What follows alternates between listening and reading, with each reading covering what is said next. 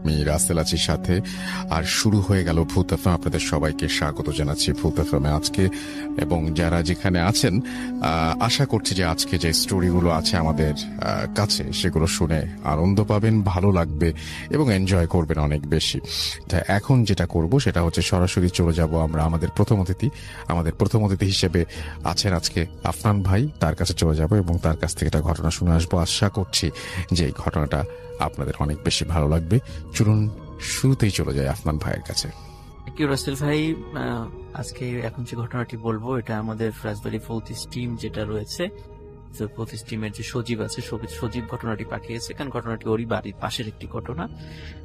তো রাসেল ভাই, এই একটা নাপিত ওখানে মানে চুল কাটার পেশায় নিয়োজিত আছে, না হচ্ছে বিপুলের সাথে ঘটে যায় একটা অদ্ভুত শেয়ার করব। তো ঘটনাটি 1986 সালের দিকের ঘটনা। তখন বিপুল মোটামুটি মানে সদ্য চুল কাটার কাজগুলো শিখছিল।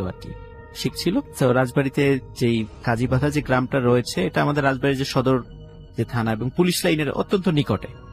তো ওই পুলিশ লাইন বাজারের কাছে এসে একটা দোকানে সে কাজ শিখতো এবং রাতের বেলা সে বাড়িতে ফিরে যেত। তো রাসেল ভাই, ও যখন বাড়িতে ফিরে যেত, ওর যাওয়ার পথে কিন্তু একটা জায়গা আছে। ওর বাড়িটা মোটামুটি পুলিশ লাইন থেকে 4 কিলোমিটার ভিতরে। ও যাওয়ার সময় একটা জায়গা আছে, একটা ঝোপ আছে। তো স্থানীয়ভাবে এখন পর্যন্ত ওই জায়গাটা কানাইয়ের ঝোপ বলে, কানাইয়ের ঝোপ বলে, এবং খুবই হন্টেড একটা জায়গা। স্টিল নাও সেখানে অনেক আগে থেকে সেখানে ভয়ঙ্কর কিছু ঘটনা ঘটে। যেমন কথিত আছে ওই কানাইয়ের ঝোপে ওখানে একটা বটগাছ আছে, সেখানে অনেকগুলো মানে জিন সাপের রূপে বসবাস করে। অনেকেই রাতের বেলা যাওয়ার সময় সেখানে বৃদ্ধ মহিলার আকৃতিতে সাদা কাপড় পরা মানে মানুষ সেখানে দেখে, সাপ খেলা করা দেখে। এরকম বহু ঘটনা ওখানে। এমনও আছে যে মানে সাপকে পিটিয়ে ভুল করে সাপ মনে করে, অরিজিনাল সাপ মনে করে পিটিয়ে মেরে ফেলেছিল। তার পরিবারের সব কয়জন সদস্যই সাপের কামড়ে মারা গেছে। এমন বহু ঘটনা ওখানে রয়েছে আর কি। তো ও একদিন কুরবানি ঈদের আগ দিয়ে, ঠিক তখন, কারণ ঈদের আগ দিয়ে মানুষ এমনি সেলুনে যায়, চুল কাটার জন্য বেশি করে যায়। তো যার কারণে সাধারণত অনেক রাত পর্যন্ত ভিড় থাকে।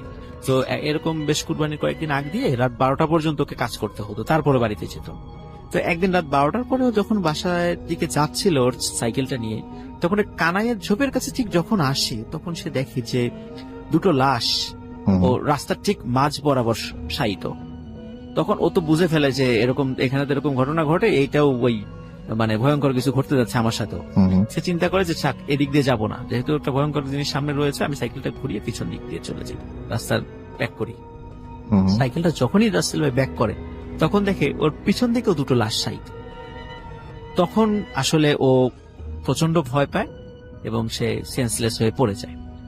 সকালবেলা রাসেল ভাই, ওর পরিবারের লোকজন সেখানে গিয়ে বিপুলকে উদ্ধার করে। কিন্তু রাসেল ভাই ওর কাছে কিন্তু কোনো ওই সাইকেলটা ছিল না ওখানে। ওকে উদ্ধার করে বাড়িতে নিয়ে আসার পর মানে ও যখন জ্ঞান ফেরে, তখন কি হয়েছে বলে যে এরকম ঘটনা ঘটেছে। কিন্তু রাসেল ভাই, ওই ঘটনাটা বলার পরপরই ও না আর কাউকে চিনতে পারে না, ওর পরিবারের সদস্য কাউকে চিনতে পারে না, এবং খুব দরকার ছাড়া কারোর সাথে কথাও বলে না। সবাই মনে করে হয়তো এই ভয়ের ঘটনাটা ঘটেছিল, যার কারণে ও সেন্সলেস হয়ে গেছে, যার কারণে দেখলো কাউকে মানে চিনতে পারছে না, এরকম সবাই মনে করে। এরকম রাসেল ভাই 1 মাস 2 মাস 3 মাস চলে যায়। একদিন রাতের বেলা হঠাৎ মানে এই বিপুল সাইকেল নিয়ে হুমড়ি খেয়ে এসে নিজের বাড়ির দরজার কাছে এসে পড়ে আর চিৎকার করতে থাকে, আর সাথে সাথে সেন্সলেস হয়ে যায়। বাড়ির লোকজন বের হওয়ার পরে দেখে বিপুল সাইকেল নিয়ে বাড়ির উঠানের সামনে সেন্সলেস হয়ে পড়ে আছে। তো ওকে তাড়াতাড়ি করে মানে পানি টানি দিয়ে জ্ঞানটা ফেরানো হয়। জ্ঞানটা ফেরানোর পর বাড়ির লোকজন বলে, কি ব্যাপার, তুই তো ঘুমিয়েছিলি, তুই আবার সাইকেল নিয়ে কোথায় গেলি? বলে যে ঘুমাইয়াছিলাম কোথায়, আমি তো মাত্র মানে আমার সেলুনের কাজ শেষ করে ফিরছি। ওই সেলুনের কাজ ফিরছি মানে তুই তো রাতেবেলা খাওয়া দাওয়া করে তুই ঘুমালি, আর এখন আমাদের সবাইকে চিনতে পারছিস, কিভাবে চিনতে পারছিস? তুই তো কিছুদিন আগেও চিনতে পারতি না। বলে যে আমি তোমাদেরকে চিনবো, কিছুদিন আগে কেন এসব বলতেছো? আমি তো মাত্র ওই কানাইয়ের ঝোপের কাছ থেকে ভয় পেয়ে দ্রুত সাইকেল নিয়ে মানে বাসার কাছে এসে পড়ে গেলাম আর সেন্সলেস হয়ে গেলাম। বলে তুই মাত্র আসলি মানে তুই তো গত 3 মাস ধরে বাসা থেকে বের হইস না। তখন ও অবাক হয়ে যায় শুনে, 3 মাস ধরে বাসা থেকে বের হই না, আমি তো মাত্র দোকান থেকে ফিরলাম। তখন রাসেল ভাই ও জানতে পারে যে 3 মাস ধরে নাকি ও বাসায় এরকম সেন্সলেস হয়ে আছে, কিন্তু ওর বর্ণনা অনুযায়ী ও মাত্র ওই চুল কাটার দোকান থেকে কাজ শেষ করে ফিরেছে। তখন রাসেল ভাই ওর বাসা থেকে বলে যে হ্যাঁ, তোর যুক্তি যদি মেনেও নেই যে তুই 3 মাস ধরে তুই আজকে ফিরেছিস, তুই তো সেই কোরবানির ঈদের কথা বলছিস, কোরবানির ঈদ তারা 3 মাস আগে চলে গেছে। সবার কাছে জিজ্ঞেস করে আসলেই রাসেল ভাই 3 মাস আগে কোরবানির ঈদ চলে গেছে। কিন্তু ও আবার যে সেলুনের দোকানে কাজ করে সেখানে গিয়েও শোনে যে 3 মাস ধরে সে কাজে আসে না। এখন রাসেল ভাই এই যে 3টা মাস ও কোথায় ছিল, এবং ওর বাসার যেই লোকটা ছিল ওর বেশে, ওরা চিন্তা করে যে তাহলে 3 মাস আমাদের বাড়িতে কি এটা অবশ্য একটা মানসিক সমস্যা হতে পারে, হয়তো 3 মাস পরে হয়তো তার সেন্সটা ফিরে এসেছে। যে ব্যক্তি উনি ছিল ওখানে তাকে কিন্তু খুঁজে পাওয়া যায়নি, কারণ ও কিন্তু মানসিক ভাবে একটু সমস্যা ছিল, তো ওকে রাত্রেবেলা খাওয়া দাওয়া করে দরজাটা আটকিয়ে রেখে দিত যাতে করে বাইরে বের হতে না পারে। আরো সাইকেলটা রাসেল ভাই যখন পাওয়া যায় 3 মাস কিন্তু সাইকেলের কোনো হদিসও ছিল না, হঠাৎ তো সাইকেল নিয়ে কোথা থেকে চলে আসলো। এটা কিন্তু আজও রাসেল ভাই এই সমস্যার কোন এই মানে রহস্যের কুল কিনারা আজ পর্যন্ত উদ্ঘাটিত হয়নি। বিপুল এখন রাজবাড়ির কাজীবাধা যে মোড়টা আছে ওখানে এখনো সে সেলুন, তার নিজস্ব সেলুন আছে, ওই এখনো জীবিত আছে। 1986 সালের ঘটনা যদিও সেই সময়, কিন্তু স্টিল নাও বিপুল জীবিত, কিন্তু আজ পর্যন্ত এই রহস্যের কোনো কুল কিনারা নেই। Thank you so much. আমরা একটা ছোট্ট বিরতিতে যাবো এবং বিরতির পরে আবারও ফিরে আসবো। সেই পর্যন্ত আশা করছি আমাদের সঙ্গেই থাকবেন। তো একটা ঘটনা শুনতে চাই বাবু ভাই, আজকে ঘটনা যেটা সেটা দেশে ঘটেছে না দেশের বাইরে ঘটেছে? এটা দেশের ঘটনা। দেশের ঘটনা শুনে ফেলি বাবু ভাই। আচ্ছা, এটা হচ্ছে নিতুর ঘটনা রাসেল ভাই। নিতু তখন স্কুলে পড়তো, 8-9 পড়ে এই সময়টা। So back in like 90s, early 90s এরকম আর কি, 90 সাল শুরু হয়েছিল। খুব বেশি আগেরও না, আবার একদম একদম ঈশান প্রতি সময়। এরকম একটা সময় ও এক সময় অসুস্থ হয়েছিল আর কি। তো বেশ মানে আপনার মানে নিউমোনিয়া টাইপের আর কি, হাসপাতালে অ্যাডমিশন নিয়ে থাকতে হয়েছিল কিছুদিন। তো হাসপাতালে যখন ভর্তি হয় তখন হাসপাতালগুলো তখনকার সময় এত ফ্যাসিলিটেড ছিল না, মানে আলাদা আলাদা রুম, এবং রুমগুলোর ভিতরে বেশ ফাঁকা ফাঁকা, মানে পুরনো আর কি টাইপের ছিল আর কি। যাই হোক, সন্ধ্যার পরে ওর সাথে ওর আম্মু থাকতো। রাতের বেলা ওর আম্মু আবার বাসায় যেত, আবার রাতে ব্যাক করে আসতো রাত 9-10টার সময়। তো একদিন মৃত্যু শুয়ে আছে আর কি, এরকম সময় দেখে একটা বারান্দার কাছ থেকে একটা ছোট বিড়াল, খুব ছোট বিড়াল, মানে কেবল হওয়ার থেকে একটু বড়, মিউ মিউ করছে দরজার কাছে বসে। এবং ওই বারান্দার মধ্যে হালকা একটা লাইট জ্বালানো ছিল, লাল বাতি, মানে যে নর্মাল যে আমাদের আগে ফিলামেন্ট বাল্ব গুলো, সেই বাল্ব, সে বাল্বের আলো পড়ছে। আর ওদের রুমের মধ্যে সামান্য একটা লাইট লাগানো ছিল, যে রুমে ও মানে শুয়েছিল। তো বেশ একটা কেমন জানি একটা মানে রহস্যজনক একটা বিড়ালটাকে লাগছিল দূর থেকে। এবং বিড়ালটা মোস্টলি হচ্ছে ব্ল্যাক, মাথার কাছে কালো, বডির বাকি অংশটা সাদা, এরকম মানে ছিটছিট আছে কিছু। তো বিড়ালটা মিউ মিউ করছে এবং ওর দিকে একদৃষ্টে তাকিয়ে আছে। তো ও জিনিসটাকে দেখে খারাপ কিছু ভাবে না বা ভয়ও পায় না, বাট ওর কাছে বেশ রহস্যময় লাগতে থাকে। তো কিছুক্ষণ তাকিয়ে থাকার পরও হাত দিয়ে বিড়ালটাকে এভাবে ডাকে, এবং হাত দিয়ে জাস্ট ডাকার পরপরই বিড়ালটা আস্তে করে উঠে আসে, উঠে এসে ওর খাটের কাছে নিচে দাঁড়িয়ে থাকে। তো ওখানে দাঁড়িয়ে থেকে বিড়ালটা মিউ মিউ করছে। তো ওর ইচ্ছা করছে যে খাট থেকে নেমে বিড়ালটাকে ধরার। তো অনেক কষ্টে সে বিড়ালটাকে নিচে যেয়ে তুলে নিয়ে আসে, এনে তার বেডের পাশে রাখে, এবং দেখে যে বিড়ালটা ঠিক তার কাছে বসে আছে এবং বেশ আদর নিচ্ছে আর কি, বিড়াল যেরকম করে আর কি।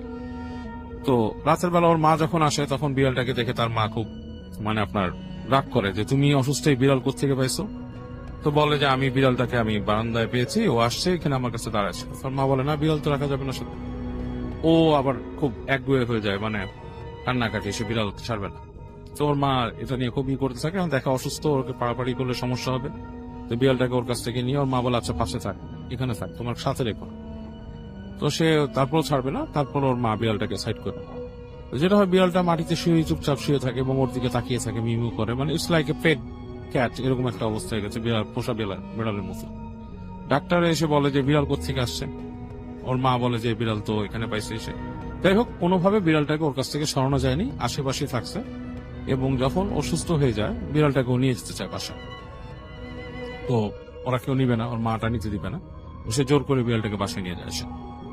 তো বিড়ালটাকে যখন নিয়ে যায়, বিড়ালটা ওর একেবারে মানে খেলার সাথীর মতো হয়ে যায়।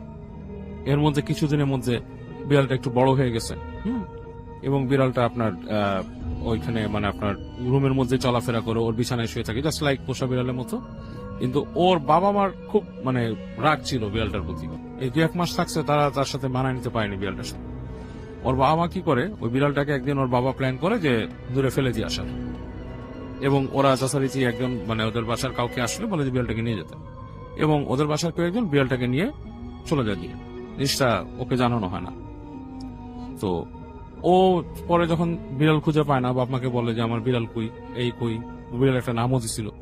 তো বলে যে না, ওর বিড়াল তো কোথায় চলে গেছে আমরা জানি না, এটা তো নিজের থেকে এরকম চলে গেছে। কথাটা শুনে ও খুব মন খারাপ করে।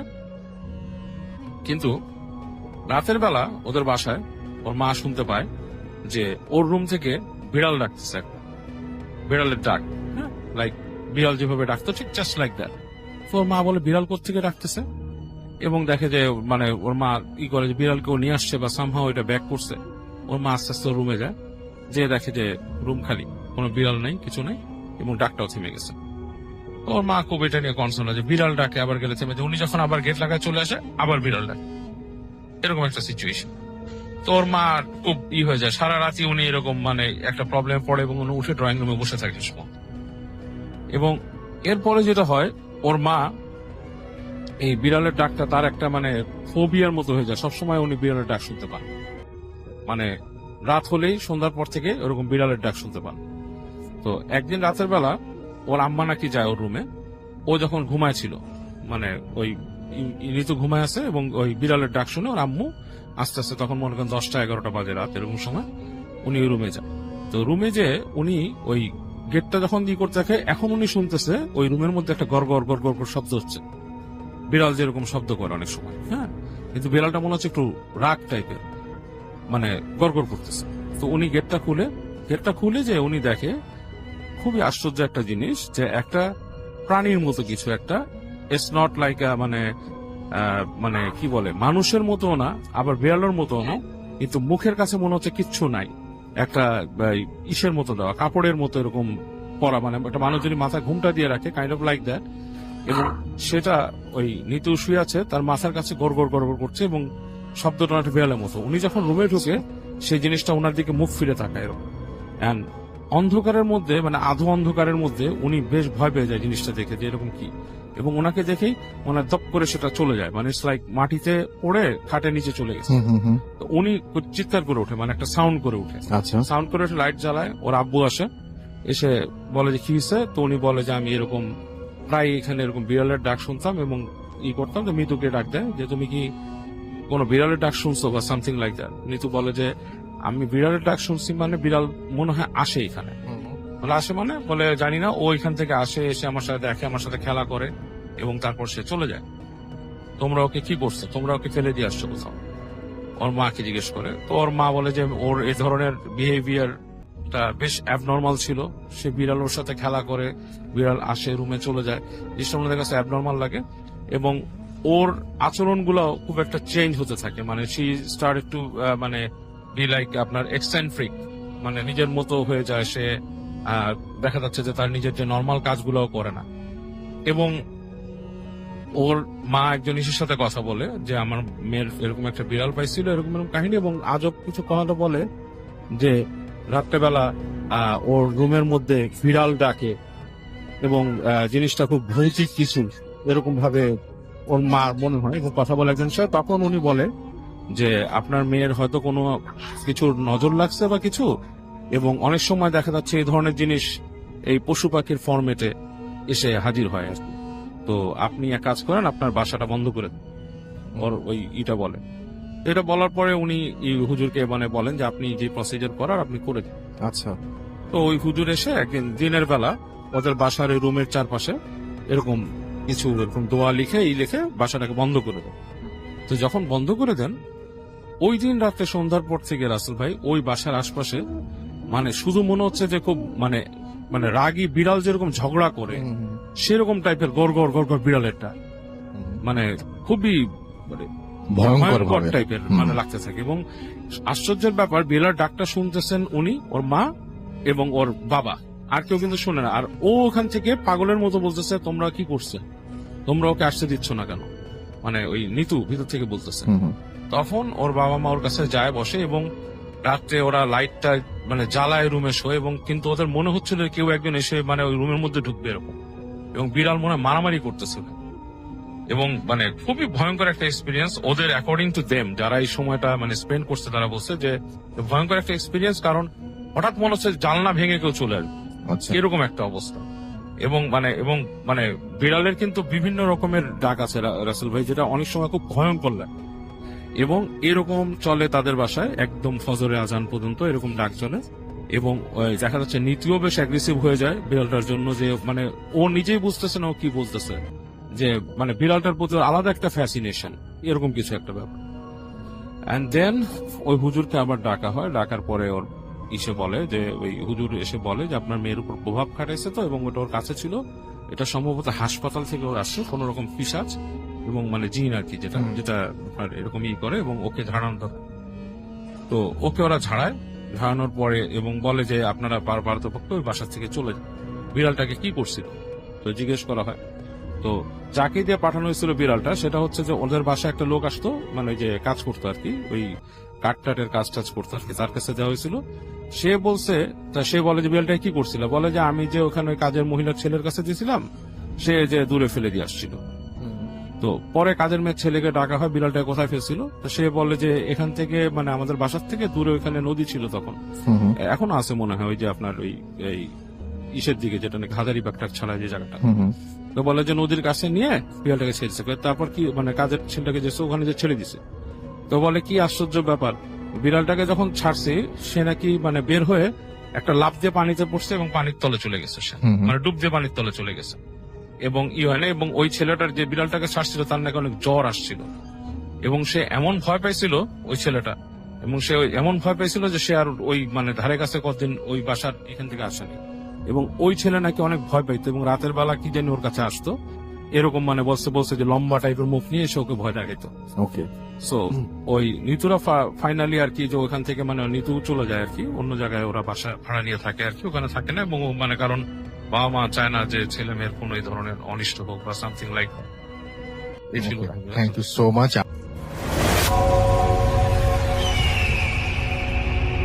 আফরান ভাই সেকেন্ড ঘটনার জন্য অনেকে অপেক্ষা করছেন। এখন যে ঘটনাটি প্লে করব সেটি হচ্ছে আফনান ভাইয়ের সাথে, মানে আফরান ভাইয়ের শেয়ার করা একটি ঘটনা। আশা করছি যে এই ঘটনাটি আপনাদের ভালো লাগবে। তো আমি প্লে করব সেই ঘটনাটি, এবং আশা করছি যে এই ঘটনাটিও আপনাদের ভালো লাগবে। চলুন শুনে আসি। এখন যে ঘটনাটি আপনাদের সাথে শেয়ার করতে যাচ্ছি, এই ঘটনাটি আমাদেরকে যিনি পাঠিয়েছেন তার নাম জহিরুল ইসলাম ইমরান। এই ঘটনাটি মূলত ঘটেছিল ওনার আপন মামা স্বপন শেখ এবং মামার বন্ধু চান মিয়ার সাথে। ঘটনাটি পরিপূর্ণভাবে সংগ্রহ করতে সহযোগিতা করেছেন এই জহিরুল ইসলাম ইমরান ভাইয়ের বড় ভাই মোহাম্মদ মিজানুর রহমান এবং ওনার ছোট ভাই তানজিল হাসান মিয়াদ। এই দুজনের জন্য রইল শুভকামনা। চলুন ঘটনায় চলে যাই। ঘটনাটি 2000 সালে ঘটেছিল মুন্সিগঞ্জ জেলার সিরাজদি খান উপজেলার মালখানগর গ্রামে। এই ঘটনার ভুক্তভোগী দুজন ব্যক্তি এই স্বপন শেখ মামা এবং চান মিয়া মামা। মূলত তাদের বর্ণনা অনুযায়ী ঘটনাটি তুলে ধরার চেষ্টা করবো আমরা। স্বপন শেখের শৈশবের বন্ধু চান মিয়া, উনি একটা সমস্যায় পড়ে গরু বিক্রি করার সিদ্ধান্ত নেন। কারণ হচ্ছে চান মিয়া মামার বোনের বিয়ে ঠিক হয়েছে, কিন্তু বিয়ের আয়োজনের জন্য প্রয়োজনীয় টাকা তাদের কাছে আসলে ওইভাবে ছিল না। প্রয়োজনীয় টাকা সংগ্রহ করাটাও ওই সময়ের জন্য কঠিন হয়ে দাঁড়িয়েছে। তাই উনি যখন ঘনিষ্ঠ বন্ধু স্বপন শেখের কাছে গিয়ে এই সমস্যার কথা জানালেন, তখন এই স্বপন শেখ মামা উনি দেখলেন যে তার কাছেও তো টাকা নাই, এত টাকা নাই যে উনি এই টাকা দিয়ে হেল্প করবেন। আর তার কাছে যেরকম টাকা আছে 200-400 টাকা, এটা দিয়ে তো আসলে একটা বিয়ের অনুষ্ঠান করা যায় না। কি করা যায়? তখন দুজন মিলে পরামর্শ করলেন যে একটা গরু বিক্রি করা যায় কিনা, এতে করে প্রয়োজনীয় টাকার ব্যবস্থা হয়ে যাবে, বিয়ের আয়োজনটাও সুন্দরভাবে সম্পন্ন করা সম্ভব হবে। তো এই সিদ্ধান্ত অনুযায়ী মূলত এই চান মিয়া মামা উনি ওই গরু বিক্রির সিদ্ধান্তটা নিয়েছিলেন। পরিবারে গিয়েও আলোচনা করলেন, মা বাবাও রাজি হলো। তো পরের দিন সকালবেলা গরুটি হাটে নিয়ে যাওয়ার প্রস্তুতি নিলেন। সাথে কিন্তু এই স্বপন শেখ মামাও যাবেন আর কি। দুই বন্ধু তো একদম মানিক জোট, ছোটবেলা থেকে বড় হয়েছেন একসাথে, সুখে দুঃখে একে অপরের সবসময় সাথেই আছে। তো চান মিয়ার মা তিনি ছেলেকে আদর করে বললেন যে সাবধানে যাস বাবা, দোয়া করি যেন ভালো দাম পাস। স্বপন শেখ মামা হাসি মুখে আশ্বাস দিলেন, খালা চিন্তা করবেন না, ইনশাল্লাহ আমরা ভালো দামই পাবো। হাটে পৌঁছে তারা বেশ কিছুক্ষণ দরদাম করলেন একটা পর্যায়ে এক ক্রেতার সাথে ভালো দামে মূলত গরু বিক্রির কথা পাকাপাকি হয়ে গেল। চান মিয়া টাকা হাতে পেয়ে যেন হাফ ছেড়ে বাঁচলেন। তবে তার আগে কিছু প্রাসঙ্গিক তথ্য জানিয়ে রাখা দরকার। স্বপন শেখের বাড়ি ছিল বেশ বড়, আর সেই বাড়ির পাশেই ছিল একটি আলুর ক্ষেত। মুন্সিগঞ্জে কিন্তু প্রচুর আলুর চাষ হয়, এটা আমরা জানি।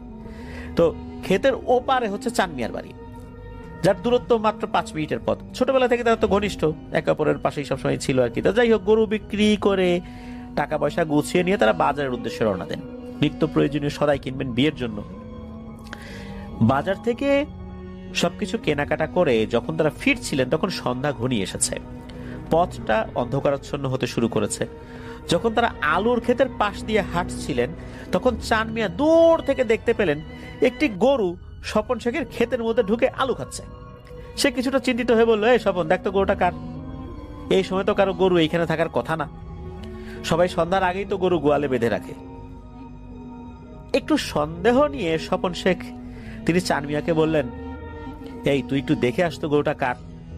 চান মিয়া এগিয়ে গেলেন, স্বপন শেখও তার সাথে হাঁটতে লাগলেন, তবে একটু পিছু পিছু। যতই তারা কাছে যাচ্ছিলেন ততই অস্বাভাবিক লাগছিল ব্যাপারটা। গরুটি মাথা নামিয়ে ধীর গতিতে আলু খাচ্ছিল, কিন্তু আশেপাশে কোনো রাখাল বা মালিকের অস্তিত্বই দেখা যাচ্ছে না। যখন তারা একদম কাছে পৌঁছেছেন, গরুটি ধীরে ধীরে হাঁটতে শুরু করেছে। মাথা নিচু, গলায় কোনো দড়ি নাই, তার গায়ের রং ধূসর কালো এরকম আর কি, যেন ধুলোর আবরণ শরীরে পড়েছে। গরুটি ধীরে ধীরে খালের দিকে এগোতে লাগলো। খালের পানিতেও নামলো, অথচ পানির কোনো শব্দ হলো না। পানিতে নামার পর এক ধরনের কলকল শব্দ হয় না, এরকম কোনো শব্দ হলো না। স্বপন মামা আর চান মিয়া দুজন তো অবাক হয়ে দাঁড়িয়ে রইলেন। খালের ওপারে ছিল দুটি পুরনো জোড়া কাঁঠাল গাছ, যুগ যুগ ধরে পাশাপাশি দাঁড়িয়ে রয়েছে। গরুটি ঠিক সেই দিকেই এগোতে লাগলো। তখন একটা করুণ শ্বাসের শব্দ হলো। শ্বাস বলতে অনেক সময় আমরা দীর্ঘশ্বাস ফেলি না, মনে হলো গরুটা খুব করুণ ভাবে এরকম একটা দীর্ঘশ্বাস ফেললো। খালটা পার হয়ে গরুটা কাঁঠাল গাছের কাছে গিয়ে দাঁড়ায়। তখন স্বপন শেখ এবং চান মিয়া দেখে একটা বৃদ্ধ লোক সেখানে বসে আছে। লোকটার গায়ের কাপড় ময়লা, চেহারাটা ক্লান্ত এবং রহস্যময়। গরুটা ঠিক তার সামনে গিয়ে দাঁড়ায়। মনে হচ্ছে যে গরুটা তাকে চেনে এবং তার জন্যই ওখানে এসেছে। তখন তারা দুজন ওই বৃদ্ধ লোককে ডেকে বলে, ও কাকা, ও কাকা, গরুটা ধরেন না কেন? গরুটা ধরেন, আমাদের ক্ষেত নষ্ট করে দিয়েছে। তো এটা বলছে, ওই বৃদ্ধ কোনো প্রতিক্রিয়া দেখায় না, যেন কথাগুলো সে শুনতেই পায় না। তারা আবার চেঁচিয়ে বলে, ও কাকা, শোনেন না, গরুটা আমাদের ক্ষেত নষ্ট করে ফেলতেছে, কথা বলেন না কেন? মনে হচ্ছে তো আপনারই গরু। ও বুঝছি, অন্যের জমিতে গরু ছেড়ে দিয়ে গরুর পেট ভরাচ্ছেন না। তো এগুলো বলার পরও কিন্তু বৃদ্ধ নিশ্চুপ হয়ে আছেন। তার চোখ একদম স্থির, শরীর নিস্তেজ। 4-5 বার ডাকাডাকি করার পর তারা হঠাৎ করে লক্ষ্য করে গরুটার শরীর কাঁপাকাঁপি করছে, ধীরে ধীরে তার আকৃতি বদলে যাচ্ছে, আর মুহূর্তের মধ্যে গরুটার দেহ ভয়ঙ্কর ভাবে বিশাল হয়ে যায়। তার পায়ের গিঁটগুলো মোটা হয়ে ওঠে, মাথাটা ফুলে ভয়ঙ্কর চেহারায় পরিণত হয়, পুরো শরীর কালো হয়ে যায়। কয়েক সেকেন্ডের মধ্যে সেটি কাঁঠাল গাছের সমান লম্বা হয়ে যায়। কিন্তু ওই বৃদ্ধ লোকটা একই রকম ভাবে বসে আছে। এই স্বপন মামা আর চান মিয়া, ওনারা আতঙ্কে একে অপরের দিকে তাকাচ্ছে। বুঝতে পারছেন যে এটা সাধারণ কিছু না। গাছের পাতাগুলো মনে হচ্ছে জীবন্ত হয়ে গেছে, পাতাগুলো অদ্ভুত ভাবে নড়ছে। হঠাৎ করে চারদিকে ঝড়ো বাতাস বইতে শুরু করলো। মনে হচ্ছে এই বাতাসের মধ্যে কোনো একটা কিছু আছে। ওই বাতাসটা কি হচ্ছে, তাদের চারদিকে ঘুরছে। তখনই ওই বৃদ্ধ লোকটি হঠাৎ করে নাকে সুরে বলে ওঠে, খিরে কি খরস তোরা। এইভাবে, মানে কিরে কি করস তোরা এটা না, বলছে খিরে কি খরস তোরা, এইভাবে, মানে কিরে কি করস তোরা এটা বলতে চাচ্ছে আর কি। আর এই কথা বলে হাত দিয়ে সামনে আসার ইশারা করে। তখন এই দৃশ্য দেখে ওনারা এক মুহূর্ত দেরি করে না, পেছনে ফিরে দৌড়ানো শুরু করে। তখন বাতাস মনে হলো আরো প্রবল হয়ে উঠলো। এই বাতাস মনে হচ্ছে তাদেরকে তাড়া করছে, আর চারদিকে ফিস ফিস করে শব্দ হচ্ছে। কি যে শব্দ হচ্ছে বুঝতে পারছে না। গাছের ডালপালা মনে হচ্ছে কাঁপাকাঁপি শুরু করেছে। এদিকে ভয়ে তো তাদের অবস্থা খারাপ। সদাইপত্র ফেলে পাগলের মতো দৌড়ানো শুরু করেছে। কোনোভাবে তারা আলু ক্ষেত পার হয়ে হাঁপাতে হাঁপাতে তারা বাড়ির দিকে ছুটে যায়। পেছন দিকে তাকানোরও সাহস হয় না। এমনকি যে চাঁদ মিয়া এবং স্বপন শেখ বাড়ির উঠোনে গিয়ে যে কিছু একটা যে বলবে, এইটাও আসলে বলার মতো তাদের শক্তি তাদের ছিল না। গিয়ে ধপাস করে পড়ে যায়, সাথে সাথে বাড়ির সকলে বের হয়ে আসে। দুজনকে জিজ্ঞেস করে কি হয়েছে, তার তো কথাই বলতে পারছে না, শুধু জোরে জোরে হাঁপাচ্ছিল। যাই হোক, কিছুটা সময় পর তারা একটু স্বাভাবিক হলে সব ঘটনা সবাইকে খুলে বলে। তখন সবার মাঝে এক ধরনের ভয় ছড়িয়ে পড়ে। এক পর্যায়ে কেউ একজন বলে, এখন তো মাল সামানগুলো নিতে হবে, এত দামি জিনিসগুলো তোরা এদিকে ফেলে চলে আসছিস, এগুলো তো ফেলে রাখা যাবে না। এই কথা শোনার পর আশেপাশের বাড়ির যুবক বয়স্করা দল বেঁধে টর্চ লাইট লাঠিসোঁটা নিয়ে রওনা হয় সেই জায়গার দিকে। তখন সবাই সতর্ক হয়ে হাঁটতে থাকে। পথ যতই সামনে আগায় ততই তাদের মনে হয় যে এক অজানা ভয় তাদেরকে গ্রাস করছে। অবশেষে তারা সেই স্থানে পৌঁছায় যেখানে ঘটনাটি ঘটেছিল। তখন সবাই গিয়ে দেখে মাল সামান শিখিয়ে আছে, যেমনটি ছিল, যেভাবে ফেলে রেখেছিল, কেউ নেয় নাই, সবকিছু ঠিকঠাক মতো তারা পেয়ে যায়। আশ্চর্যের বিষয় যে এই মাল সামানা কিছুই নষ্ট হয় নাই, একদম যেরকম ছিল ওরকমই আছে। আর একটা ব্যাপার, সেটা হচ্ছে যেই জায়গাটাতে ঘটনাটা ঘটেছিল ওই জায়গাটা অদ্ভুত রকমের ঠান্ডা এবং ভারী। বিশেষ করে আমরা এই এক্সাম্পলটা বুঝতে পারবো যদি আমরা একটা বিষয় চিন্তা করতে পারি, সেটা হচ্ছে যদি আমরা গরমের ভেতর থেকে হঠাৎ করেই কোনো একটি এসি রুমের মধ্যে যাই, তখন যেরকম অনুভূতি হবে। তাদের কাছে মনে হলো যে তারা গরমের একটা জায়গা পার হয়ে হঠাৎ করেই এমন একটা জায়গা চলে আসে ওই জায়গাটা ঠান্ডা, আবার ওই জায়গা থেকে সরে গেলে গরম, এরকম একটা অবস্থা আর কি। তো যাই হোক, ওনারা সবাই মাল সামান গুছিয়ে ফেরার পথ ধরে। ফেরার সময় এক যুবক, সম্ভবত ওই গ্রামেরই একজন, হঠাৎ করে বলে ওঠে যে আচ্ছা, ঠিক কোথায় ঘটনাটা ঘটছিল রে? তখন তারা ঠিক সেই জায়গাটাতে নিয়ে যায়। আশেপাশে তো কিছুই নাই, তবে মাটির দিকে চোখ যেতেই সবার গা শিউরে ওঠে। কাদা মাটির ভেতরে দেখা যায় বিশাল গরুর খুরের মতো ছাপ, যেন বিশাল কোনো কিছু যার শরীর ওজন অনেক ভারী ওই পথ দিয়ে হেঁটে গেছে। তারা তো দূর থেকে কিছুটা দেখেছে, একদম ওই কাঁঠাল গাছের নিচে তো যায় নাই। ওই যুবকের কথা শোনার পর ওই জায়গা তারা গিয়েছিল আর কি। আর একটু আগে যে জায়গাটা ঠান্ডা ছিল, মানে মাত্রই বললাম, সেটা কিন্তু ওই কাঁঠাল গাছ থেকে একটু দূরে, মানে ওই জায়গায় কেউ যায় নাই। পরে যখন ওই জায়গায় যায় তখন তারা ওই ছাপটা দেখে। এরপর এক অজানা ভয় আর কৌতূহল সবার মধ্যে চেপে বসে, এই জিনিসটা কি, আর এখানে তো থাকাও যাবে না রে। সবাই আর বেশি সময় ওখানে থাকতেছে না, সবাই দ্রুত নিজেদের বাড়ির পথ ধরে, যে যার মতো বাড়িতে চলে যায়।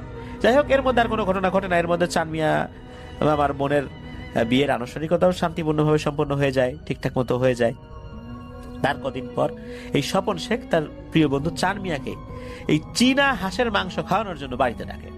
হাঁসের মাংস খেয়ে আর বাড়ির জন্য কিছু মাংস স্বপন শেখ মামা দিয়ে দিয়েছে চাঁদ মিয়া মামাকে। উনি মাংস খেয়ে বাড়ির জন্য কিছু মাংস নিয়ে বাড়ির উদ্দেশ্যে রওনা দিয়েছেন। তখন তাড়াতাড়ি পৌঁছানোর জন্য স্বপন শেখের বাড়ির পেছনে পরিত্যক্ত একটি বাঁশের পথ বেছে নেয়। সেই পথে একটি পুরনো কবরস্থানও ছিল, আর কবরস্থানের পাশেই ছিল মধু মিয়ার ডোবা নামে একটা জায়গা। চাঁদ মিয়া চিন্তা করেছেন আজকে এই পথে যাই, ক্ষেতের ভিতর দিয়ে যাওয়ার দরকার নাই। এর আগে ক্ষেতের ওইখানে একটা ঘটনা ঘটছিল। তো চাঁদ মিয়া যখন ওই পথে হাঁটতে শুরু করেছেন তখন হঠাৎ করে তার পা ছোট্ট একটি কাদার গর্তে আটকে যায়। পা ভরে যায় কাদায়। কাদা পরিষ্কার করার জন্য উনি বাঁশের পাশে গিয়ে পা ঝাঁকাচ্ছে। তখন হঠাৎ বাঁশ ঝাড়টা ভয়ঙ্কর ভাবে নড়ে ওঠে। তারপরও চাঁদ মিয়া কিছু বুঝে উঠতে পারে না। কিছুক্ষণ পরে বাঁশ ঝাড় থেকে একটি বৃদ্ধ লোক পেছন থেকে এসে বলে, এই তুই চাঁদ মিয়া না? চাঁদ মিয়ার গায়ে কাটা দিয়ে ওঠে, কারণ এই গলাটা তার চেনা মনে হয়, কিন্তু চিনতে পায় না লোকটাকে। বৃদ্ধ আবার বলে, এই বেটা তুই চাঁদ মিয়া না? চাঁদ মিয়া তো হ্যাঁ আমি চাঁদ মিয়া, কিন্তু কাকা আপনি কে? আপনাকে তো চিনলাম না, আপনি তো এই গ্রামের লোক বলে মনে হচ্ছে না, আর এত রাত্রে বাঁশ ঝাড়ে আপনি কি করেন? তখন ওই বৃদ্ধ লোকটি বিকট এক হাসি দেয়। ঠিক সেই মুহূর্তে তার পাশে একটা গরু এসে দাঁড়ায়। তখনই চাঁদ মিয়ার আর বুঝতে বাকি থাকে না ঘটনাটা কি, কারণ এমনই একটা ঘটনা আগে ঘটেছিল তার এবং স্বপন শেখের সাথে। এই দৃশ্য দেখে যখন চাঁদ মিয়া দৌড় দিতে যায় তখন ওই বৃদ্ধ লোকটি 2-3 বার বলে, হে চাঁদ মিয়া মাংস দিয়ে যা, মাংস দিয়ে যা বলছি।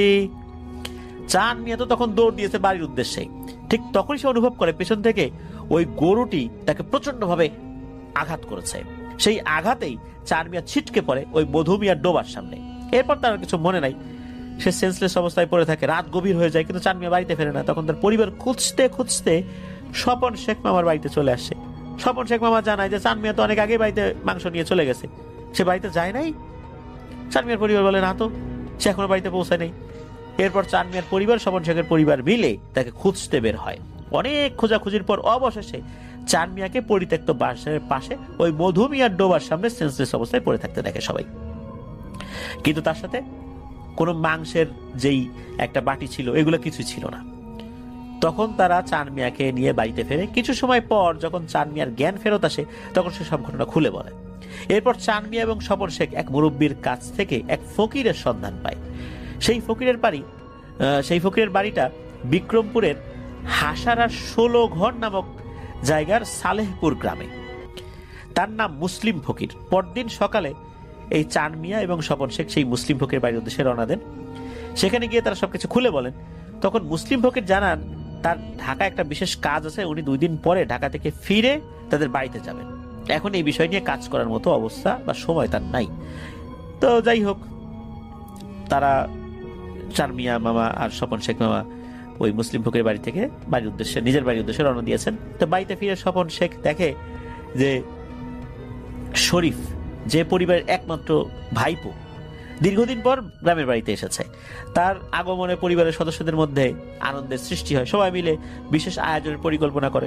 স্বপন শেখের মা অর্থাৎ এই শরীফের দাদি বিভিন্ন রকমের সুস্বাদু পিঠা বানাতে ব্যস্ত হয়ে পড়েছেন। রাতের খাবারের পর শরীফ একটু বিশ্রাম নেয়। মাঝরাতে শরীফ ঘর থেকে বের হয় ওয়াশরুমে যাওয়ার জন্য। এই ওয়াশরুমটি বাড়ির পেছনের দিকে টিনের ছাউনি দেয়া। নির্জন এই স্থানে রাতের নীরবতা স্পষ্টভাবে অনুভূত হয়। হঠাৎ শরীফ টিনের চালের উপর ভারী কিছু বসার শব্দ শুনতে পায়। অনেক সময় অনেক বড় পাখি যদি হঠাৎ করে টিনের চালের উপর বসে, তো পাখির যে নখ রয়েছে ওই নখ যদি ওই টিনের চালের উপর আঁকড়ে ধরে, এক ধরনের ক্যাচক্যাচ শব্দ হয়। এটা কিন্তু বোঝা যায় যে পাখি বসেছে। মনে হচ্ছে ওই রকম পাখি জাতীয় ভারী কিছু বসেছে। রাত্রেবেলা নিশাচর কিছু পাখি থাকে না, বিশেষ করে পেঁচা, অনেক বড় সাইজের কোনো পেঁচা যদি বসে, তাহলে কিন্তু এরকম শব্দ হতে পারে। আর ওটা যখন বসেছে তখন একটা বিষয় মনে হয় যে আসলে এটা কি পাখি? এত ভারী মনে হচ্ছে ঘটনা কি? আবার পাখিও মনে হচ্ছে, নাকি অন্য কোনো প্রাণী? বিশেষ করে গ্রামে খাটাস বলে, আর এটাকে আমরা বলি গন্ধ গোকুল।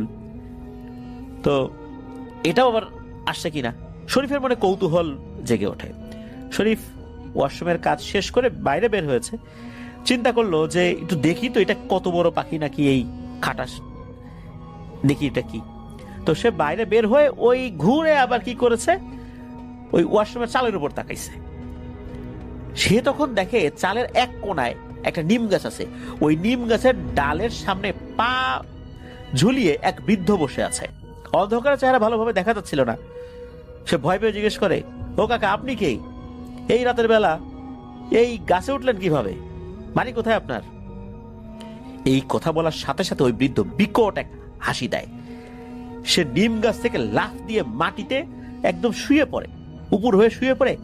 এবার হামাগুড়ি দিয়ে শরীফের সামনের দিকে আগাতে থাকে। শরীফ যে ওইখান থেকে দৌড়ে বাড়িতে আসবে এই শক্তিটাও তার শরীরে তখন ছিল না। শরীফ ঠায় ওইখানে দাঁড়িয়ে আছে। হামাগুড়ি দিয়ে আস্তে আস্তে আস্তে আস্তে কাছে এসে তখন একদম সামনে দাঁড়িয়ে যায়। ওই বৃদ্ধ শরীফের সামনে দাঁড়িয়েছে। তারপর মুহূর্তের মধ্যেই নাকি এক বিশাল ভয়ঙ্কর আকৃতি ধারণ করেছে, যেটা শরীফ চিন্তাও করতে পারে নাই যে এমন একটা ভয়ঙ্কর জিনিস তার সামনে এসে দাঁড়াবে। শরীফের কথা অনুযায়ী ওই বৃদ্ধ যেরকমটা ছিল সেটা হচ্ছে এক জবাইকৃত গরুর মুখ, আর শরীরের বাকি অংশ ছিল মানুষের মতো। মানে তার মুখমণ্ডলটা এমন ছিল যে একটি গরুকে জবাই করলে যেরকম দেখা যায় মুখমণ্ডলটা ওই রকম। আর শরীরটাও বিশাল। শরীরের নিচে, বিশেষ করে গলা থেকে নিচের অংশটা মানুষের মতো অনেকটাই। আর বিশাল বলতে ওই যে লম্বা যে নিম গাছটা ছিল ওই সমান হয়ে গেছে আর কি। তখন সে শরীরে একটু শক্তি ফেরত পায়, প্রচন্ড জোরে একটা চিৎকার দেয়, ও মা গো, বাবা গো বলে পিছন দিকে ঘুরে দিয়েছে দৌড়। তার চিৎকার শুনে পরিবারের লোকজন ছুটে আসে। তখন এই শরীফ সবকিছু খুলে বলেছে। তখন সবাই ওই ওয়াশরুমের কাছে যায়, কিন্তু ওখানে গিয়ে কিছু দেখতে পায় না। তবে একটা প্লাস্টিকের ভালো একটা বালতি কিন্তু ফেটে গিয়েছিল, আর সেই বালতি থেকে পানি চারদিকে ছড়িয়ে পড়েছিল। এটা দেখে বুঝতে পারে যে কিছু একটা হয়েছে। আর বালতিটা এমনি এমনি ফাটে না, নিশ্চয়ই ওর উপর ভারী কিছু চাপ দিয়েছিল, যার কারণে এটা ফেটে গিয়েছে। তো শরীফ এরপর নিজের ঘরে চলে আসার পর বমি শুরু হয়েছে, এমন বমি আর থামে না। এরপর শরীফের দাদি ওই রাতেই শরীফকে ঝাড়ফুঁক করান। এরপর শরীফের শরীরটা কিছুটা সুস্থ হয়েছে, কিন্তু ওই রাত্রে শরীফের আর ঘুম আসে না। সকালবেলা সে গ্রাম ছেড়ে নিজ বাড়ির উদ্দেশ্যে রওনা দিয়েছে। যাই হোক, এর পরের দিন থেকে স্বপন শেখের বাড়িটি আগের মতো আর স্বাভাবিক ছিল না। স্বপন শেখের বাড়ি ঘিরে এক অদ্ভুত আতঙ্ক ছড়িয়ে পড়ে। কান্নার শব্দ, টিনের চালে কোনো বৃদ্ধের অবয়ব, ঘরের জিনিসপত্র গুলো নিজে নিজে নড়াচড়া করে। পুরো বাড়িটা মনে হচ্ছে এক অজানা শক্তির কবলে পড়ে গেছে। এই অবস্থায় স্বপন শেখের পরিবার যে দু পায়ে হেঁটে বেড়াচ্ছে, এটাই মনে হচ্ছে বেশি। আতঙ্কে তাদের সবসময় তটস্থ থাকতে হয়। ঠিক তার দুদিন পর কথা অনুযায়ী গ্রামের মেঠো পথ ধরে প্রবেশ করে মুসলিম নামের সেই ফকির। সে একটা জুব্বা পরতো জর্জেটের কাপড়ের, আর একটা লাল রুমাল পিঠে ঝুলানো থাকতো, আর একটা থলেও নিয়ে সে ঘুরে বেড়ায়। তো ফকির সোজা চলে আসেন স্বপন শেখের বাড়িতে। কারোর সঙ্গে বেশি কথা না বলে এক গ্লাস পানি চান, তারপর উনি পানি খেয়ে ঘর থেকে বেরিয়ে বাড়ির চারপাশে হেঁটে বেড়ান। মাঝে মাঝে থেমে গিয়ে মাটিতে তাকিয়ে থাকেন, যেন এই মাটির গভীরে উনি কিছু শুনতে পাচ্ছেন। তার ঠোঁট নড়ছে, মৃদু আওয়াজে দোয়া উচ্চারণ করছেন। তারপর অজু করে ঘরের এক কোণে 2 রাকাত নফল সালাত আদায় করেন। সালাত শেষে স্বপন শেখ ও চার মিয়াকে সামনে বসিয়ে বলেন যে, শোনো, এখন যেটা বলি মনোযোগ দিয়ে শোনো। একদম শুরুতে কি হয়েছে এবার আবার বলো তো। 2 দিন আগে শুনছি, মাঝখানে অনেকগুলো কাজ টাজ করছি, ভুলে গেছি। এরপর তারা সেই ঘটনা আবার বলতে থাকে। এরপর ফকির চোখ বন্ধ করে বসেন। অনেকক্ষণ পর উনি চোখ খোলেন। তখন উনি বলেন, তোমরা ভয় পেয়েছো ঠিক, কিন্তু ভয় যার কাছে পেয়েছো সে আসলে খারাপ না। ও ছিল একটা বয়স্ক ভালো জিন, বহু বছর এই জায়গার পাহারাদার ছিল। কিন্তু তোমরা অজান্তেই তার শক্তি নষ্ট করেছো, ভয় পেয়ে চিৎকার করে তার ঠিকানায় বাধা দিয়েছো, তাই সে রেগে আছে। মুসলিম ফকির আবার বলেন, এখন তোমাদের যা করতে হবে তা খুবই স্পষ্ট। ওই জোড়া কাঁঠাল গাছের গোড়ায় অনেকগুলো সাদা মিষ্টি আর 3 সের গরুর দুধ রেখে আসবে রাতের বেলা, আর সেটা আজকেই করতে হবে, ভোর হওয়ার আগে। মূলত তার শক্তিটা কমে গেছে, সে এই গ্রামে পিশাচ শ্রেণীর জিনদেরকে আসতে দেয় না। আর তোমাদের কারণে এখন অন্য পিশাচ জিনগুলো এই গ্রামে ঢোকার পায়তারা ভাসতেছে। তাহলে বুঝতে পারতেছো যে অবস্থা কোন দিকে যাচ্ছে। তার সম্মান কমে গেছে, শক্তি কমে গেছে। দ্রুত এই কাজটা করো, ইনশাল্লাহ ঠিক হয়ে যাবে। এরপর ওই পুরনো পরিত্যক্ত কবরস্থানের সামনে সন্ধ্যা নামার আগেই ছেড়ে দিতে হবে 2টি জ্যান্ত মোরগ, যেন তারা নিজে হেঁটে চলে যেতে পারে। চান মিয়া তখন থরথর করে ভয়ে কেঁপে উঠে বলে ওঠে, আমি আর কিছু করতে পারবো না, আমার ভয় লাগে। তখন মুসলিম ফকির বলে যে, আরে বাবা, ভয়ের কিছু নাই, ঠিক হয়ে যাবে ইনশাল্লাহ সবকিছু। মুসলিম ফকির এবার থলে থেকে 4টি মোটা লোহার পেরেক বের করেন। সেগুলোর গায়ে হালকা চিহ্ন, মনে হচ্ছে কোনো দোয়া লেখা।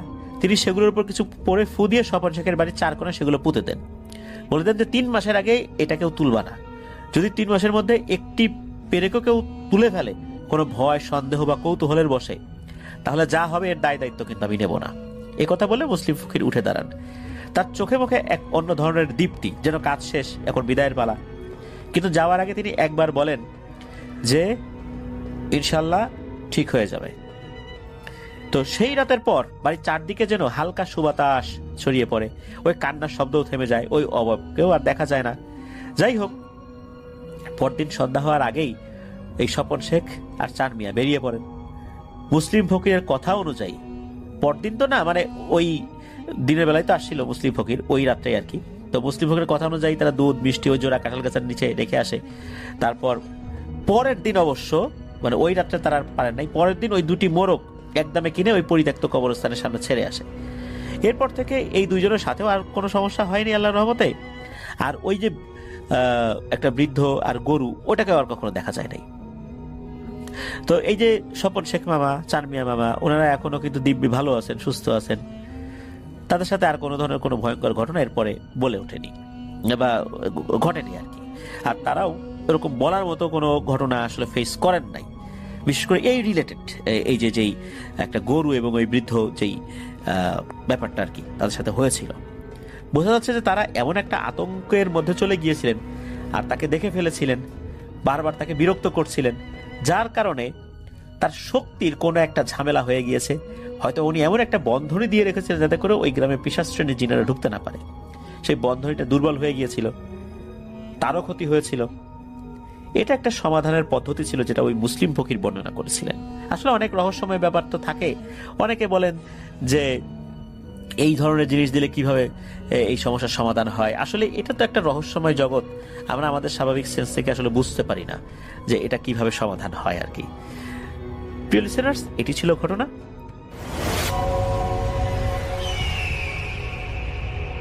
আরও একটা ঘটনায় চলে যাব আমরা, এবং এই ঘটনাটা একটা অডিও ক্লিপ। চলুন শুনে আসি অডিও ক্লিপটি। আশা করছি এই অডিও ক্লিপটিও আপনাদেরকে অনেক অনেক আনন্দ দেবে। চলুন শুনে আসি। হাই, আমার নাম শানিল। আজকে আমি আমার জীবনের একটা ছোট্ট রহস্যময় ঘটনা শেয়ার করব।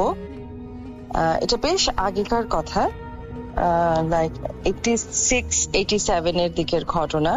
অ্যাকচুয়ালি আমি জানি না যে এটা কতটা রহস্যময় বা এটার কোনো মিনিং আছে কিনা, বাট আমার মনে হলো যে এই গল্পটা আমি অনেকের কাছেই করেছি অ্যাকচুয়ালি। আমার বাবা আর্মি অফিসার ছিলেন, তো আমরা সেই সুবাদে বাংলাদেশের বিভিন্ন ক্যান্টনমেন্টে আমাদেরকে থাকতে হয়েছে পোস্টিং এ আব্বার সাথে সাথে। বাট 86 এর যে ঘটনাটা বলছি সেটা ওই সময় আমি ঢাকা ইউনিভার্সিটিতে পড়ি, আমার আব্বা চিটাগং এ পোস্টিং ছিলেন।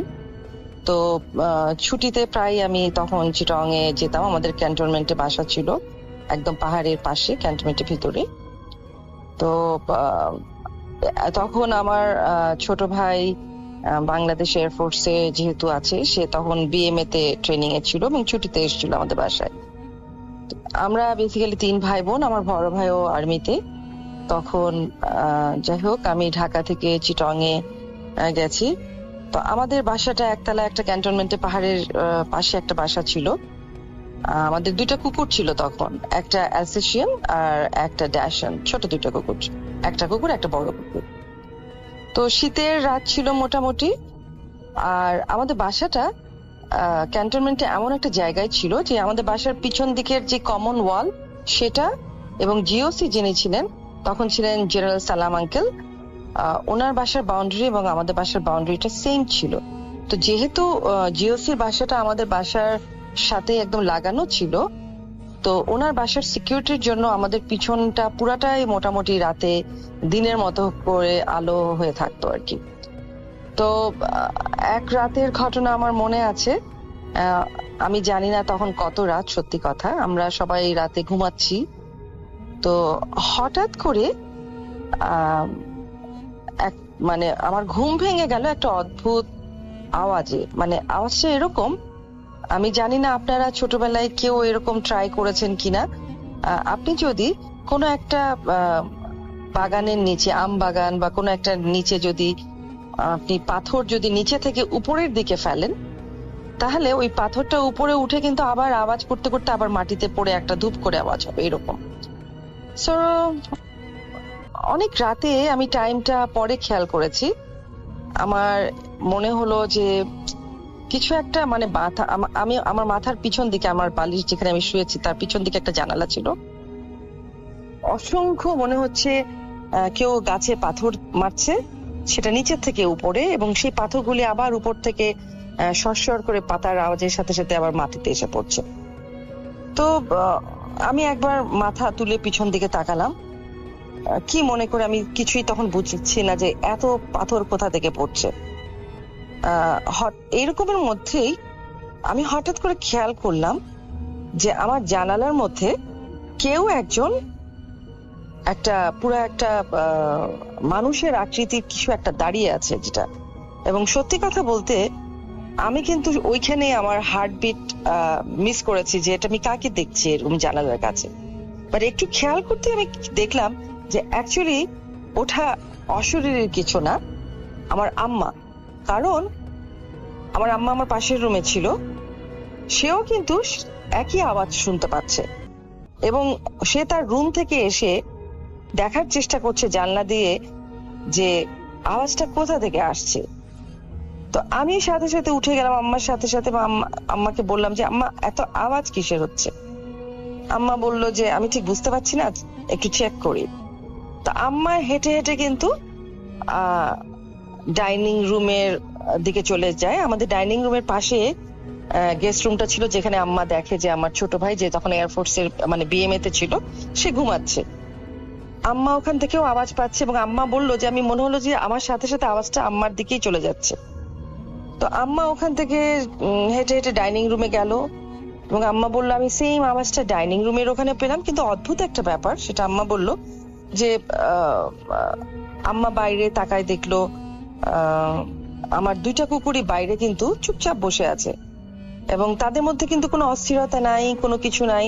কারণ আমরা যেটা জানি বা শুনেছি আগে যে এ ধরনের কোনো অস্বাভাবিক ঘটনা হলে কুকুররা বা ওরকম প্রাণীরা নাকি আগে থেকে টের পায়। কিন্তু আশ্চর্য হলেও সত্যি যে ওরা কিন্তু ওখানে চুপচাপ বসে আছে, ওদের মধ্যে কিন্তু কোনো বিকার বা অস্থিরতা দেখা যায় নাই যে এখানে আমরা দুজনেই এরকম কিছু শুনতে পাচ্ছি। তো আস্তে আস্তে আম্মা যখন ওখানে ছিল ডাইনিং রুমে, তখন আম্মা খেয়াল করলো যে আওয়াজটা আসলে বন্ধ হয়ে গেল। আম্মা তখন ওখান থেকে এসে হেঁটে হেঁটে এসে আমাকে বললো যে না, এরকম কিছু না, শুয়ে পড়ো।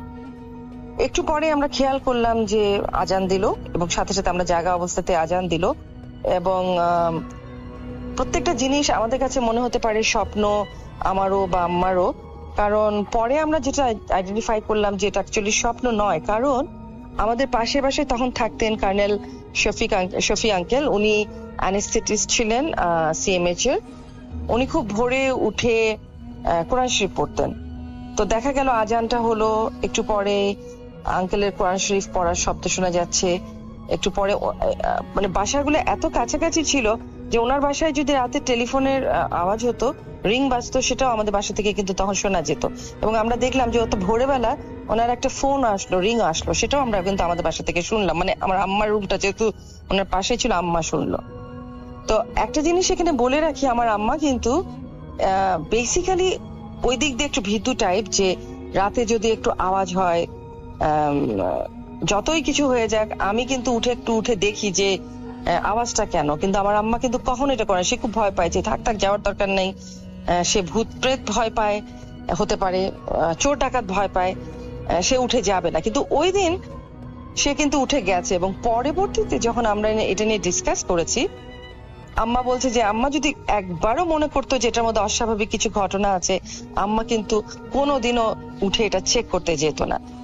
তো যাই হোক, পরের দিন সকালবেলা উঠে আমরা সবচেয়ে আগে আমরা চেক করেছি যে আমাদের বাসার পিছন দিকে যে পাথর পড়ে আছে কিনা। কারণ এত পাথর পড়ার আওয়াজ, ডেফিনেটলি ওখানে তো অনেক পাথর পড়ে থাকারই কথা।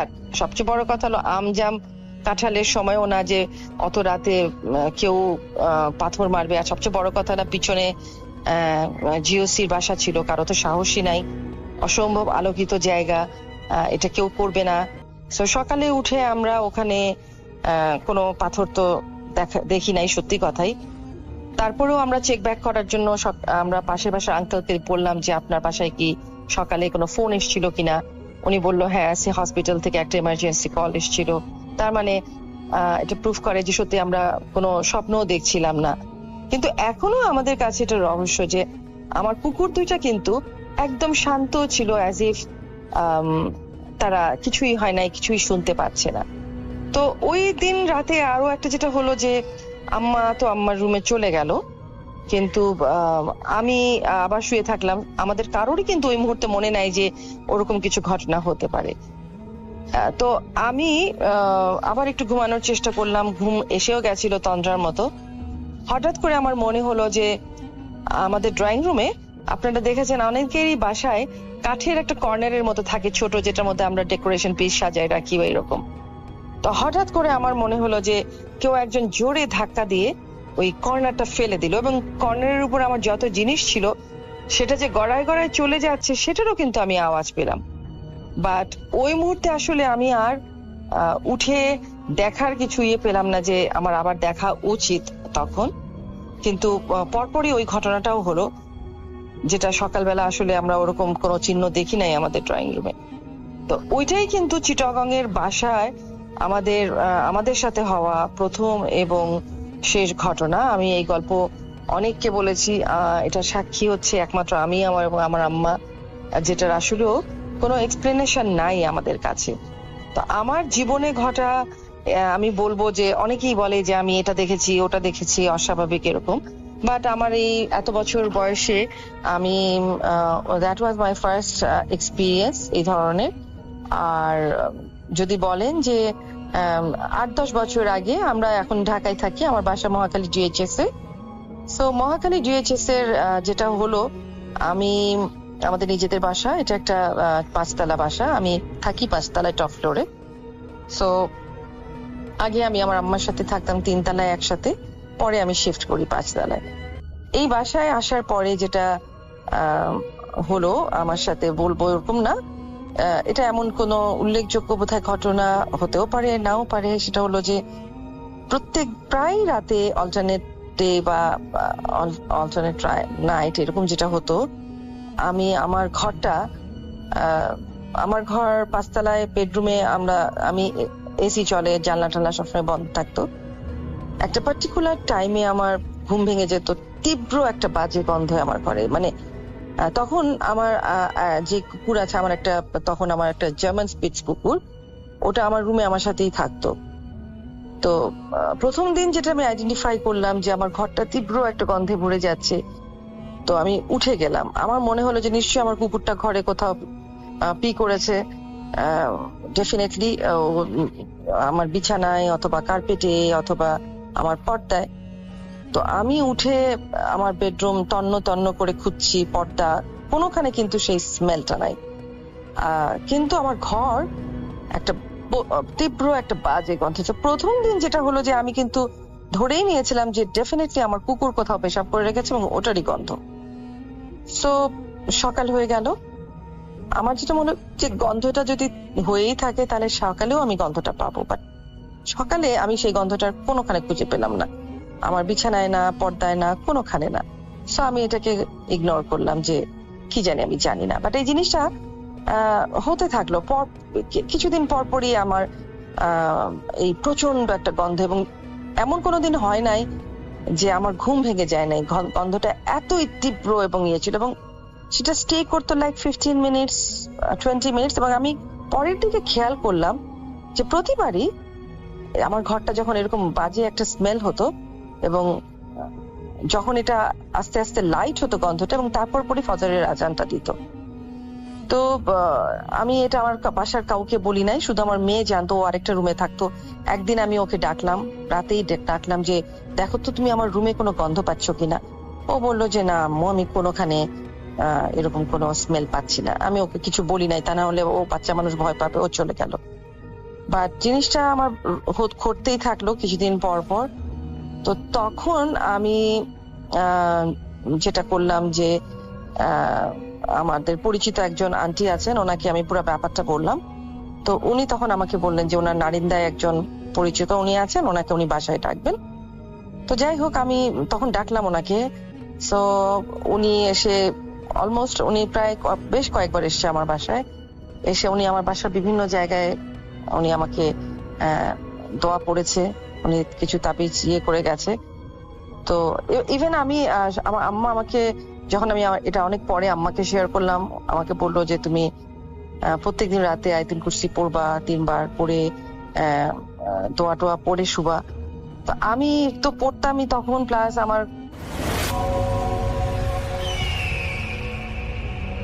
আরো একটা ঘটনায় চলে যাব আমরা, এবং এই ঘটনাটা একটা অডিও ক্লিপ। চলুন শুনে আসি অডিও ক্লিপটি। আশা করছি এই অডিও ক্লিপটিও আপনাদেরকে অনেক অনেক আনন্দ দেবে। চলুন শুনে আসি। হ্যালো রাসেল ভাই, আসসালামু আলাইকুম। আশা করি আপনি ভালো আছেন আর ভালোর দলে আছেন। আমরা সবাই জানি আপনি সবসময় ভালোর দলে। রাসেল ভাই, আমি রিপন, আমি আদিতমির লালবাগ থেকে বলছি। তো আজকে আমি আপনাকে একটা ঘটনা শেয়ার করব। এই ঘটনাটা হচ্ছে রংপুরের পীরগাছা এলাকার একটা ঘটনা। ঘটনাটা এক্স্যাক্টলি লোকেশন হচ্ছে পীরগাছা কান্দি ইউনিয়ন। পীরগাছা হচ্ছে আপনার হলো জেলা, আর হচ্ছে কান্দি সেখানকার একটা হচ্ছে জায়গার নাম হচ্ছে কান্দি ইউনিয়ন, সেই ইউনিয়নের একটা ঘটনা। তো রাসেল ভাই সেখানকার সেই পীরগাছার একজন আমার পরিচিত একজন আছে, তার সম্পর্কে তার নাম ঠিকানা বলতে তিনি নিষেধ করেছেন। আর সেখানে আসলে এই ঘটনাটা খুবই জনপ্রিয় বা সবার কাছে মুখে মুখে, যার কারণে লোকজন সবাই জানে, বিশেষ করে কান্দি ইউনিয়নের এই জায়গায়। তো সেই জন্য সে আমাকে ঘটনাটা বলেছে। তো আমি চেষ্টা করব তার মতো করে এই ঘটনাটা আপনাদেরকে শেয়ার করার। তো আমি ঘটনায় চলে যাই। ওই এলাকায় একসময় বিশাল জঙ্গল ছিল, আর ঘটনাটা সেই এলাকার এক নাপিতের, তার নাম হচ্ছে পরেশ চন্দ্র। তো পরেশ কাকা আজ থেকে প্রায় হলো 70 বছর আগে এই ভয়াবহ অভিজ্ঞতার শিকার হন, তারপর থেকে তিনি আসলে বিছানায় পড়েছিলেন অনেক দিন। তো পরেশ কাকার একটা ছোট্ট দোকান ছিল সেই কান্দি ইউনিয়নের একটা বাজারে। বাজারের নাম ছিল হচ্ছে চৌধুরানী বাজার। সেই বাজারে পরেশ কাকার একটা দোকান ছিল। তো উনি খুবই দক্ষ ছিলেন, নাপিত হিসেবে প্রচুর দক্ষ ছিলেন, অনেকদিন থেকে কাজ করতেছিলেন, এবং এই কারণে অনেক মানুষ দূর দূরান্ত থেকে ওনার কাছেই চুল কাটাতেন, অন্য কারোর কাছে যাইতেন না। উনি খুবই ফেমাস ছিলেন। তো ঘটনার দিন সেদিন ছিল আসলে বৃহস্পতিবার, সেদিন হাটের দিন ছিল। তো পরেশ কাকার দোকানে ভিড় সামলাতে সামলাতে প্রায় রাত 11টা বেজে যায়। তো ওনার বাড়ি ছিল বাজার থেকে প্রায় 3 মাইল দূরে। ওনার বাড়ি হচ্ছে চণ্ডীপুর গ্রামে। তো সেই হলো ওনার বাজার থেকে গ্রামটা দূরত্ব হচ্ছে প্রায় 3 মাইল, প্রায় হচ্ছে 4.5-5 কিলোমিটার দূরে। তো তার গ্রামের রাস্তা ছিল কাঁচা, সে সময় পাকা হয়নি। তো সে সময় কাঁচা রাস্তা ছিল, আর মাঝ পথে পড়তো একটা বিশাল শ্মশান, আর পাশ দিয়ে বয়ে যাওয়া একটা মরা খাল। খালটা থেকে একটু হালকা পানি ছিল সে সময়। আর বিশেষ করে সেই রাস্তা দিয়ে যাওয়ার সময় সেই শ্মশান ঘাটে মানুষ খুবই ভয় পায়। তো পরেশ কাকা ওনার কাঠের একটা বাক্স আছে, যে বাক্সটাতে দাড়ি চুল কাটার জন্য যে যন্ত্রপাতিগুলো বা খুর কাছে যে আছে সেগুলো বাক্সটার মধ্যে তিনি রেখে সাইকেলের মধ্যে বেঁধে তার বাসার দিকে রওনা দেন। তো শীতের রাত ছিল, সে সময় শীতের রাত ছিল না, কিন্তু ভাদ্র মাসের গুমোট গরমে চারপাশটা কেমন যেন থমথমে, মানে শীত আসবে এরকম একটা শুরুতে যেরকম হয় আর কি। তো সাইকেলের টর্চলাইটটা খুব তার সাইকেলে একটা টর্চ লাইট সিস্টেম ছিল, মানে আগেরকার যখন সাইকেলগুলো চলতো পেট্রোলের সাহায্যে বিদ্যুৎ তৈরি হয়ে সামনে লাইট জ্বলতো, এই ধরনের একটা ওনার সাইকেল ছিল। তো সাইকেলের টর্চটা খুব একটা আলো দিচ্ছিল না। তো মাঝপথে যখন উনি শ্মশানের কাছাকাছি আসলেন, তখন দেখলেন রাস্তার মাঝখানে একজন মানুষ বসে আছে। মানুষটার গায়ে একটা কালো চাদর জড়ানো, আর মুখটা নিচু করা। তো পরেশ কাকা ভাবলেন হয়তো কোনো পথিক বা কোনো বাজারের কোনো চেনা লোক বিপদে পড়েছে। তো উনি সাইকেল থামিয়ে জিজ্ঞেস করলেন, কে ভাই, এখানে এত রাতে বসে আছেন কেন? নর্মালি আমরা যে কেউই যদি আমার গ্রামের রাস্তাতে যাওয়ার সময় এরকম দেখি, আমরা কিন্তু এটা কখনোই ভৌতিক হিসেবে নিব না। তো দেখা যায় যে আমরা নর্মালি জিজ্ঞেস করবো হয়তো কোনো বিপদে পড়েছে বা কোনো কিছু সমস্যা হয়েছে, যার কারণে লোকটা মাঝ পথে বসে আছে। তো ওই লোকটা কোনো কথা বললো না, সে ধীরে ধীরে মুখ তুললো। পরেশ কাকা দেখলেন যে লোকটার মুখ অস্বাভাবিক লম্বাকৃতির। মানুষের মুখ যেরকম একটু লম্বা চ্যাপ্টা হয়, ছোটখাটো, কিন্তু এই লোকটার মুখটাও অনেক লম্বা। লোকটা খুব চাপা গলায় বলল, পরেশ ঠাকুর, আমার দাড়িটা একটু কামিয়ে দিবে, কাল আমার বিয়ে, অথচ সময় পাইনি। তো পরেশ কাকা মনে একটা খটকা লাগলো, এই মাঝরাতে শ্মশানের পাশে বসে কেউ দাড়ি কামাতে চায়? তো দাড়ি কামাতে গেলে তো তার দোকানে যেতে পারতো, কিন্তু তাছাড়া তাকে সে চেনে না, আর তার নাম জানলো কি করে? তো যাই হোক, পরেশ কাকার কাছে খুবই খটকা লাগলো। সে চিন্তা করলো যে এত রাতে কিভাবে সম্ভব, এখানে মাঝ রাস্তায় তাকে আটকে দাড়ি কামাতে বলতেছে। কিন্তু পরেশ কাকা ছিলেন জাত নাপিত, আর ওনার মনটাও ছিল নরম। উনি ভাবলেন হয়তো কোনো গরিব মানুষ। উনি সাইকেল স্ট্যান্ড করে বাক্সটা খুললেন এবং লোকটার রাস্তার ধারে একটা পুরনো শ্যাওলা ধরা পাথরের উপর বসলো। তো পরেশ কাকা যখন সাবান মেখে ফেনা তৈরি করছেন, তখন উনি খেয়াল করলেন লোকটার শরীর থেকে একটা পচা নর্দমার গন্ধ আসতেছে। এতক্ষণ সবকিছু স্বাভাবিক ছিল, কিন্তু সেই লোকটা যখন তিনি কাজ করতে শুরু করবেন সেই সময় তিনি অনুভব করেন যে খুবই বিশ্রী গন্ধ আসতেছে লোকটা শরীর থেকে। আরো আশ্চর্য বিষয় হলো লোকটা কোনো নড়াচড়া করতেছে না, এমনকি চোখের পলকও একবারও ফেলে না। তো পরশ কাকা যখন ওনার ধারালো ঘুরটা বের করে লোকটার গালে ছোঁয়ালেন, তখন ওনার রক্ত হিম হয়ে গেল। রাসেল ভাই, উনি দেখলেন খুঁটটা চামড়ায় বসার সাথে সাথে কোনো রক্ত বের হচ্ছে না, বরং সেখানে থেকে কুচকুচে কালো পোকা বেরিয়ে আসতেছে। আর লোকটার চামড়াটা সাধারণ মানুষের মতো না, একদম ঠান্ডা আর রাবারের মতো নরম। তো পরশ কাকা ভয়ে হাত সরিয়ে নিতে চাইলেন, কিন্তু ঠিক তখনই সেই লোকটা খিলখিল করে হেসে উঠল। সেই হাসির শব্দটা মনে হচ্ছিল যেন চারপাশে বাতাসে যেন চিরে ফেলতেছে। লোকটা এবার তার সেই অস্বাভাবিক লম্বা হাত দিয়ে পরশ কাকার হাতে চেপে ধরল। পরশ কাকা দেখলেন লোকটা হাতে নখগুলো কোদালের মতো লম্বা, এবং লোকটা বলল, পরশ, প্রোডাক্ট কামাও, কাজটা শেষ করো, আমার ভিতরে সব বের করে দাও। তো এই ধরনের কথা শুনে পরশ কাকা তো খুবই ভয় পেলেন, এবং সেখানে তিনি জ্ঞান শূন্য হলেন, বলতে তিনি সেন্সলেস হবেন কিনা এই ধরনের একটা অবস্থা। তো পরশ কাকা আরো দেখলেন যে লোকটার গলা থেকে বুক পর্যন্ত চামড়াটা নিজেই ফেটে যাচ্ছে। যে লোকটা একটু স্বাভাবিক ছিল এখন সেই লোকটা স্বাভাবিক নেই, এখন একটা অদ্ভুত জন্তুর মতো হয়ে যাচ্ছে। সেই লোকটার ভিতর থেকে হাজার হাজার কালো পোকা আর বিভৎস দুর্গন্ধ, প্রচুর পরিমাণ দুর্গন্ধ বের হচ্ছে। পরশ কাকা নিজের সর্বস্ব শক্তি দিয়ে একটা ধাক্কা দিলেন এবং বাক্স পোটলা সব ফেলে রেখে সাইকেল নিয়ে দিলেন এক দৌড়। ওনার মনে হচ্ছিল যে পিছনে শত শত মানুষ একসাথে দৌড়াচ্ছে, ওনার সাইকেলের পিছনে কেউ যেন বারবার ধাক্কা দিচ্ছিল। তো চণ্ডীপুর গ্রামে ঢোকার মুখে যে বড় বটগাছটা আছে, সেখানে পৌঁছাতেই পরশ কাকা দেখলেন আয়নার মতো একটা ছায়া রাস্তার উপর ভেসে বেড়াচ্ছে।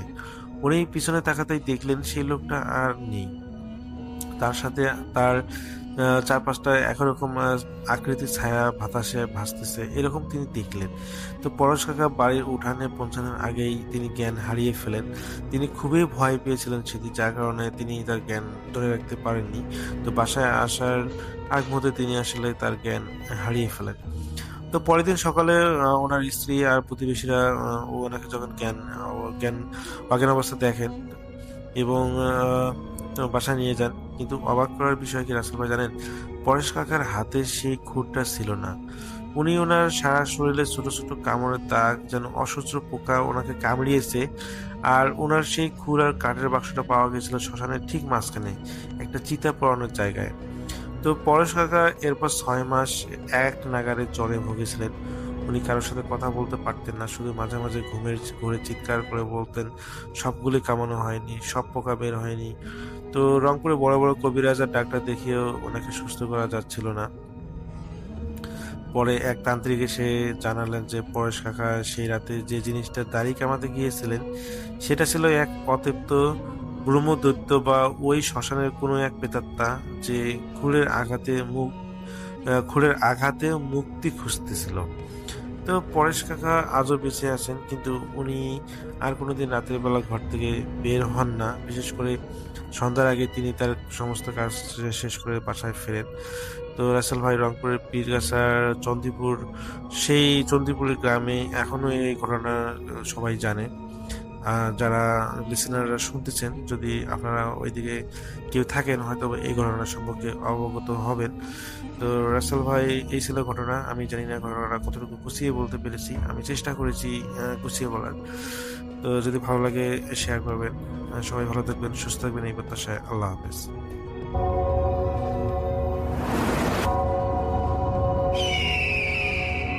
Welcome back. আপনাদের সবাইকে স্বাগত জানাই আমি রাসেল। আশা করছি আপনারা সবাই ভালো আছেন, ভালোর তলে আছেন। আমিও ভালো আছি আর ভালোর তলে আছি। চলে যাব আরও একটি ঘটনায়, যদি ভালো লাগে সাথে থাকবেন। আসসালামু আলাইকুম প্রিয় শ্রোতাবৃন্দ, যে আমি হিমেল খান। ঢাকা ধানমন্ডি থেকে যিনি আমাদেরকে ঘটনাটি পাঠিয়েছেন তার নাম হচ্ছে অধরা, এটা তার ছদ্মনাম। তিনি পেশায় একজন ডাক্তার। ঘটনাটি ঘটে যায় 2018 সালের মাঝামাঝি ঢাকার পার্শ্ববর্তী জেলায় কোনো একটি মফস্বল শহরের সদর হসপিটালে। যার সাথে ঘটনাটি ঘটে তার নাম হচ্ছে মোহাম্মদ মিজান, এটা তার রিয়েল নেম। তিনি পেশায় একজন ডোম ছিলেন। লাশ পোস্টমর্টেম করাই তার পেশা ছিল। মিজান সাহেব প্রথম এই পেশায় যখন জয়েন করেন তখন ভয় পেলেও ধীরে ধীরে সেটা মানিয়ে নেন। তিনি মনে করেন তিনি সবচাইতে সাহসী ব্যক্তি এবং কিছু কিছু অনাকাঙ্ক্ষিত ঘটনাকে তিনি চোখের ভুল বলতেন, হ্যালোসিনেশন বলতেন, বিশ্বাস করতেন না বললেই চলে। এই ব্যাপারটা নিয়ে তিনি তার কলিগদের সাথে খুব হাসি ঠাট্টা করতেন। 2018 সালের জুন কি জুলাই মাস, সেদিন সন্ধ্যায় পোস্টমর্টেমের জন্য সুইসাইড করা একটা মেয়ের লাশ আসে। মিজান সাহেব এবং তার দুজন কলিগ দেখেন লাশটা বয়স হবে 22 কি 23 বছর, একটা মেয়ের লাশ, চোখগুলো বড় বড় হয়ে গেছে, জিহ্বাটা বের হয়ে গেছে ফাঁসি দেওয়ার কারণে। এটা তাদের কাছে তখন স্বাভাবিক মনে হয়। তার ডকুমেন্টস কমপ্লিট করেন এবং আগামীকাল সকালে পোস্টমর্টেম করবেন এটা জানিয়ে দেন। কারণ রাতের বেলা সাধারণত পোস্টমর্টেম করা হয় না, খুব ইমার্জেন্সি হলে যদি করা হয় সেই সম্পর্কে আমার কোনো ধারণা নেই। আর পোস্টমর্টেম করার সময় ডাক্তাররা থাকেন উপস্থিত এবং স্টুডেন্টরা থাকেন। স্টুডেন্টরা সেই বর্ন, কিডনি, লিভার এগুলোর সাথে পরিচিত হন। মিজান সাহেব পরের দিনের একটা সময় দিয়ে দেন, এই সময় পোস্টমর্টেম করা হবে। তারা লাশটা মর্গে রেখে আসেন। লাশ ঘরের দায়িত্বে থাকেন সুরজ নামের একজন ব্যক্তি। এখান থেকেই মূলত ঘটনাটা শুরু। মিজান সাহেব এবং তার দুই সহযোগী আরো দুজন কলিগ তারা কয়েকজন মিলে ড্রিঙ্কস করেন সেই রাতে হালকা। যারা এই পেশায় নিয়োজিত আছে, ডোম, ওনারা কি ড্রিঙ্কস করেন কি করেন না এই বিষয়ে আমার সঠিক কোনো ধারণা নেই।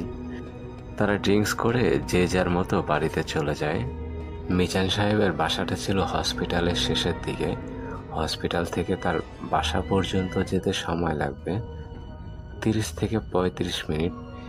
হসপিটাল স্টাফ কোয়ার্টারের শেষ মাথায় তার বাসা। তার বাসাটা হচ্ছে টিনের তৈরি, চারিদিকে টিন, ওপরেও টিন এবং ওয়াশরুমটাও হচ্ছে বাহিরে।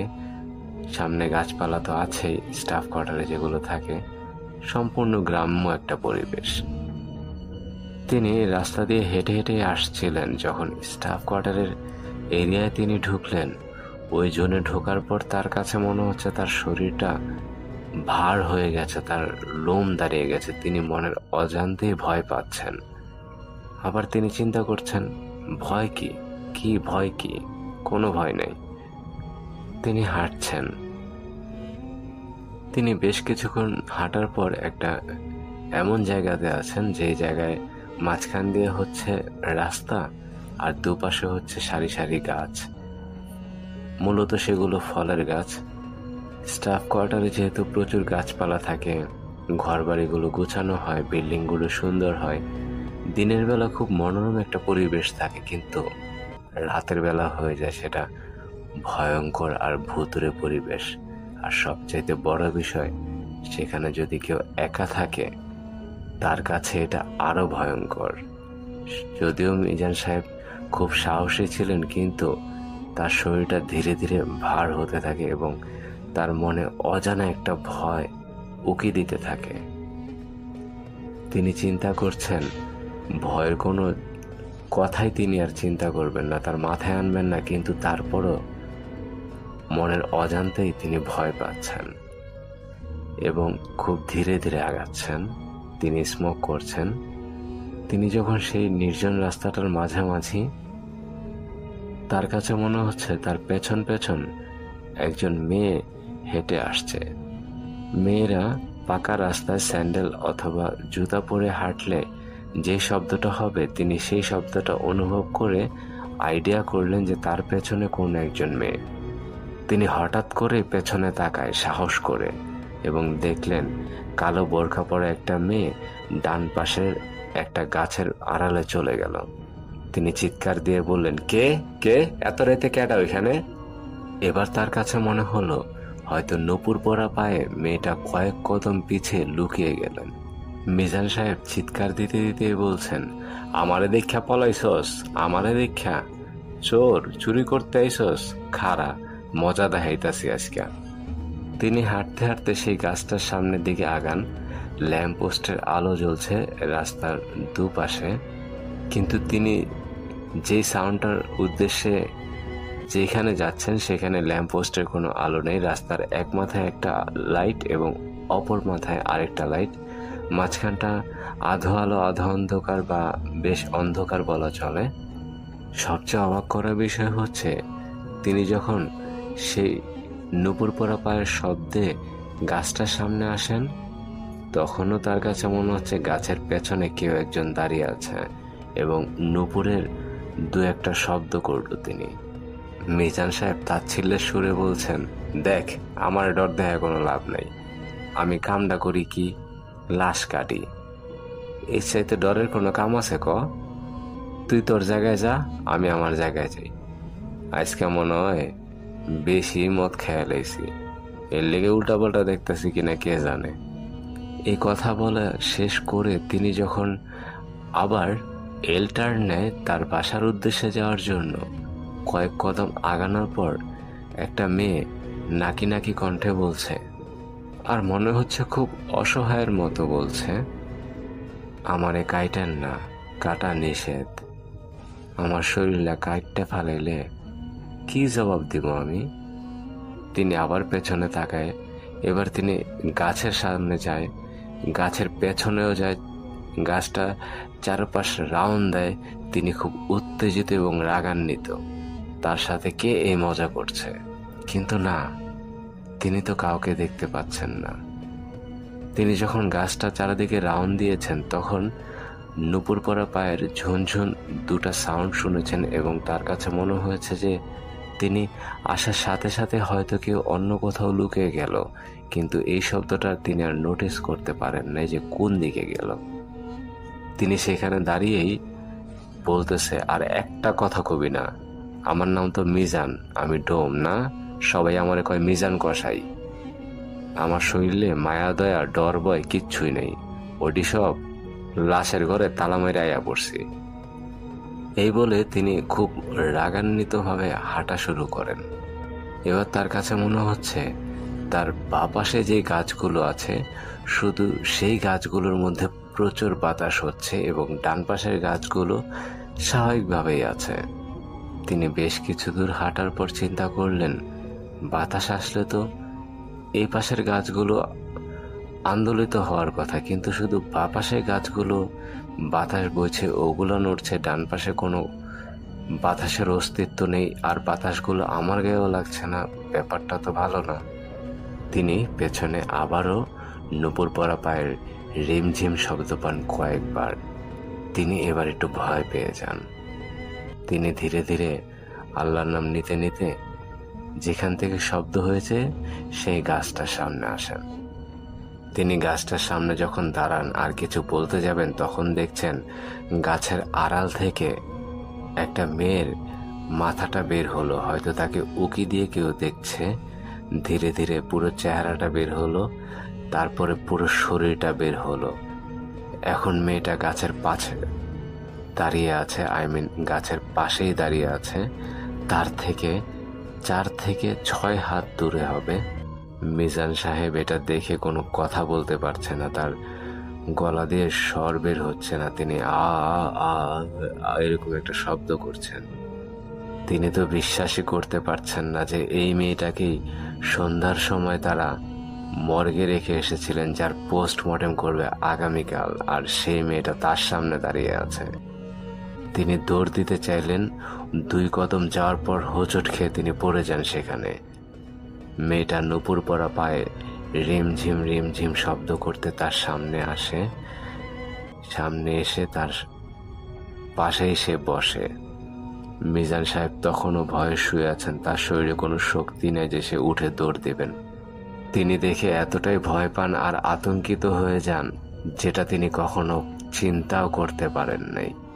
তিনি মনে মনে এটাও ভাবছেন, যদি সেটা চোখের ভুল হতো তাহলে মাত্র কয়েক সেকেন্ডের জন্য হতো, কিন্তু তার সাথে তো এটা মনে হয় দীর্ঘ সময় ধরে হচ্ছে। মেয়েটাকে তো সে অনেকক্ষণ যাবৎ দেখছে।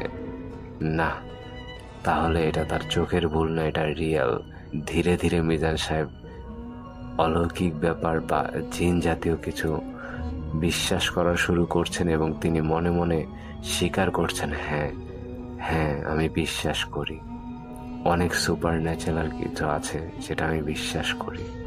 কিন্তু তার কাছে মনে হচ্ছে তার এই বিশ্বাসের কোনো মূল্য নেই, কারণ মেয়েটা চোখগুলো 2টা থেকে 3টা হয়ে গেছে। তার একই চোখ, কপালে একটা, 2টো চোখ স্বাভাবিক, কিন্তু কপালের চোখটা বেশ বড় আর ওইখানে কোনো মণি নেই।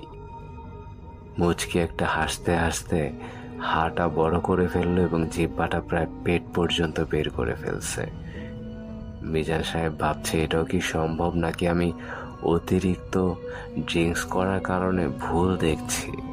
সে মেয়েটা তাকে ধীরে ধীরে বলে, এত কিছু করার ইচ্ছা ছিল না, আমার কথা মন দিয়ে শোন, তাহলেই হবে। মিজান সাহেব সেটা শুনে ভয়ে সেখানে পড়েই থাকেন, তিনি আর উঠে দাঁড়াতে পারেন না। মেয়েটা বলছে, কাটাকাটি করা ঠিক না, এটা নিষেধ। মিজান সাহেব এই কথার কোনো অর্থ বুঝতে পারেন না, আর এই কথার কি অর্থ এটা যে তাকে জিজ্ঞেস করবেন এই সাহসটাও তার মধ্যে নেই। মেয়েটা তাকে বলছে আবারও শান্ত কণ্ঠে, আমাকে কাটবি, তোর কলিজাটা কেটে ফেলবো। আমাকে স্পর্শ করবি, তোর হাতটা পুড়িয়ে ফেলবো। হসপিটালে আমাকে আর ভুলেও দেখতে চাইস না, কারণ আমাকে তুই যেভাবে দেখবি সেই দেখাটা তোর সারা জীবন মাসুল দিতে হবে। সেই ভুলটা তুই আর জীবনেও করবি না, তওবা পড়বি, কিন্তু তুই তো ভুল করেই ফেলবি। এজন্য তোকে সাবধান করতে আসলাম। হসপিটালে আমার সামনে আসলে আমি তোকে এমন কিছু দেখাবো যা তুই অতীতেও কোনোদিন দেখোস নাই, বর্তমানেও কল্পনা করবি না, আর ভবিষ্যতে তো দেখার নামই নিবি না। মেয়েটা এবার একটু উত্তেজিত হয়ে বলছে, তুই ছেলে হয়ে আমার গায়ে হাত দিবি আর তোর হাতটা আমি ভালো রাখবো, এটা তোর কিভাবে মনে হয় রে? তুই পুরুষ হয়ে আমাকে কাটবি আর আমি তোর কলিজাটা কেটে ফেলবো। সুপ্রিয় শ্রোতা মণ্ডলী, আপনারা খেয়াল করে দেখবেন আমি কিছু কথা আঞ্চলিক ভাষায় বলছি, কিছু কথা শুদ্ধ ভাষায় বলছি। বর্ণনাটা যেভাবে এসেছে আমি ঠিক সেভাবেই ব্যবহার করছি। কিছু কিছু ক্ষেত্রে উচ্চারণে আপনারা হয়তো ভুল ধরতে পারেন, কিন্তু কথোপকথন এভাবেই হয়েছিল যেভাবে আমি প্রকাশ করছি বা আপনাদের সামনে উপস্থাপন করছি। আশা করি আপনারা বুঝে নেবেন। মেয়েটা আরো উইয়ার্ড একটা ইনফরমেশন দেয়, যেই তথ্যটা শুনে মিজান সাহেব ভয়ে আরো আতঙ্কিত হয়ে যান। তিনি তখন মনে মনে বলছেন, হে আল্লাহ, তুমি আমাকে এই দুনিয়া থেকে নিয়ে যাও, আমি আর ধৈর্য ধারণ করতে পারছি না, আমার সহ্য ক্ষমতা শেষ। মেয়েটা তাকে বলছে, দেখ দেখ দেখ মিজান, দেখ আমার জিহ্বাটা কিন্তু বাইরেই আছে, কিন্তু তুই আমার কথা স্পষ্টভাবে শুনলি। ভয় পাস না, না এখন তো ভয় তুই উঠতেও পারতাছস না, ভয় পেলে মানুষ কি করে তুই তো তাও জানোস না, এখন জানবি। দেখ আমার 2টা চোখ তোর দিকে চায় রয়েছে, আরেকটা চোখের মনি নাই, তাকা তাকা আমার দিকে। মিজান সাহেব তো ভয়ে সেখানে জমে গেছেন, তিনি এক দৃষ্টিতে তার দিকে তাকিয়ে আছেন আর ভয় পাচ্ছেন। মেয়েটা মুচকি হাসতে হাসতে বলছে, 2 চক্ষু দিয়া মিজানরে দেখি, আর 1 চক্ষু দিয়া মিজানের পরিবারটারে দেখি। 1 মিজান ভয় পাইয়া বাইরিতে যাইব, আরেক মিজান ভয় দেখাইয়া বাড়ির থেকে পালাইব। মিজান সাহেব সেখানে প্রচন্ড বমি করে দেন, তার অবস্থা খুবই খারাপ, খুব বমি হচ্ছে। এমন সময় স্টাফ কোয়ার্টারে যে গেটে দারোয়ান থাকে, সে এই রাস্তা ধরে পেছনের দিকে যাচ্ছিল, স্টাফ কোয়ার্টারের পেছনের গেটের দিকে। তখন সেই নাইট গার্ড মিজান সাহেবকে দেখছেন তিনি রাস্তার মধ্যে বমি করছেন। তিনি মিজান সাহেবের মাথায় হাত বুলিয়ে দেন, পিঠে হাত বুলিয়ে দেন এবং তার সাথে রাগারাগি করেন, ভাই আপনারা কইছি না এই ছাই পাশ কখনো খাইবেন না, খাইলেও বেশি খাইবেন না, খালি কামের সময় খাইবেন, অকামের সময় খান কে লিগা। বমি করতে করতে মিজান সাহেব দুর্বল হয়ে যান। তিনি তখনও সেন্স হারান নাই, কিন্তু কথা বলতে পারছেন না। নাইট গার্ড মিজান সাহেবকে উঠাতে চাইলেন, কিন্তু মিজান সাহেবের শরীরে কোনো শক্তি নেই।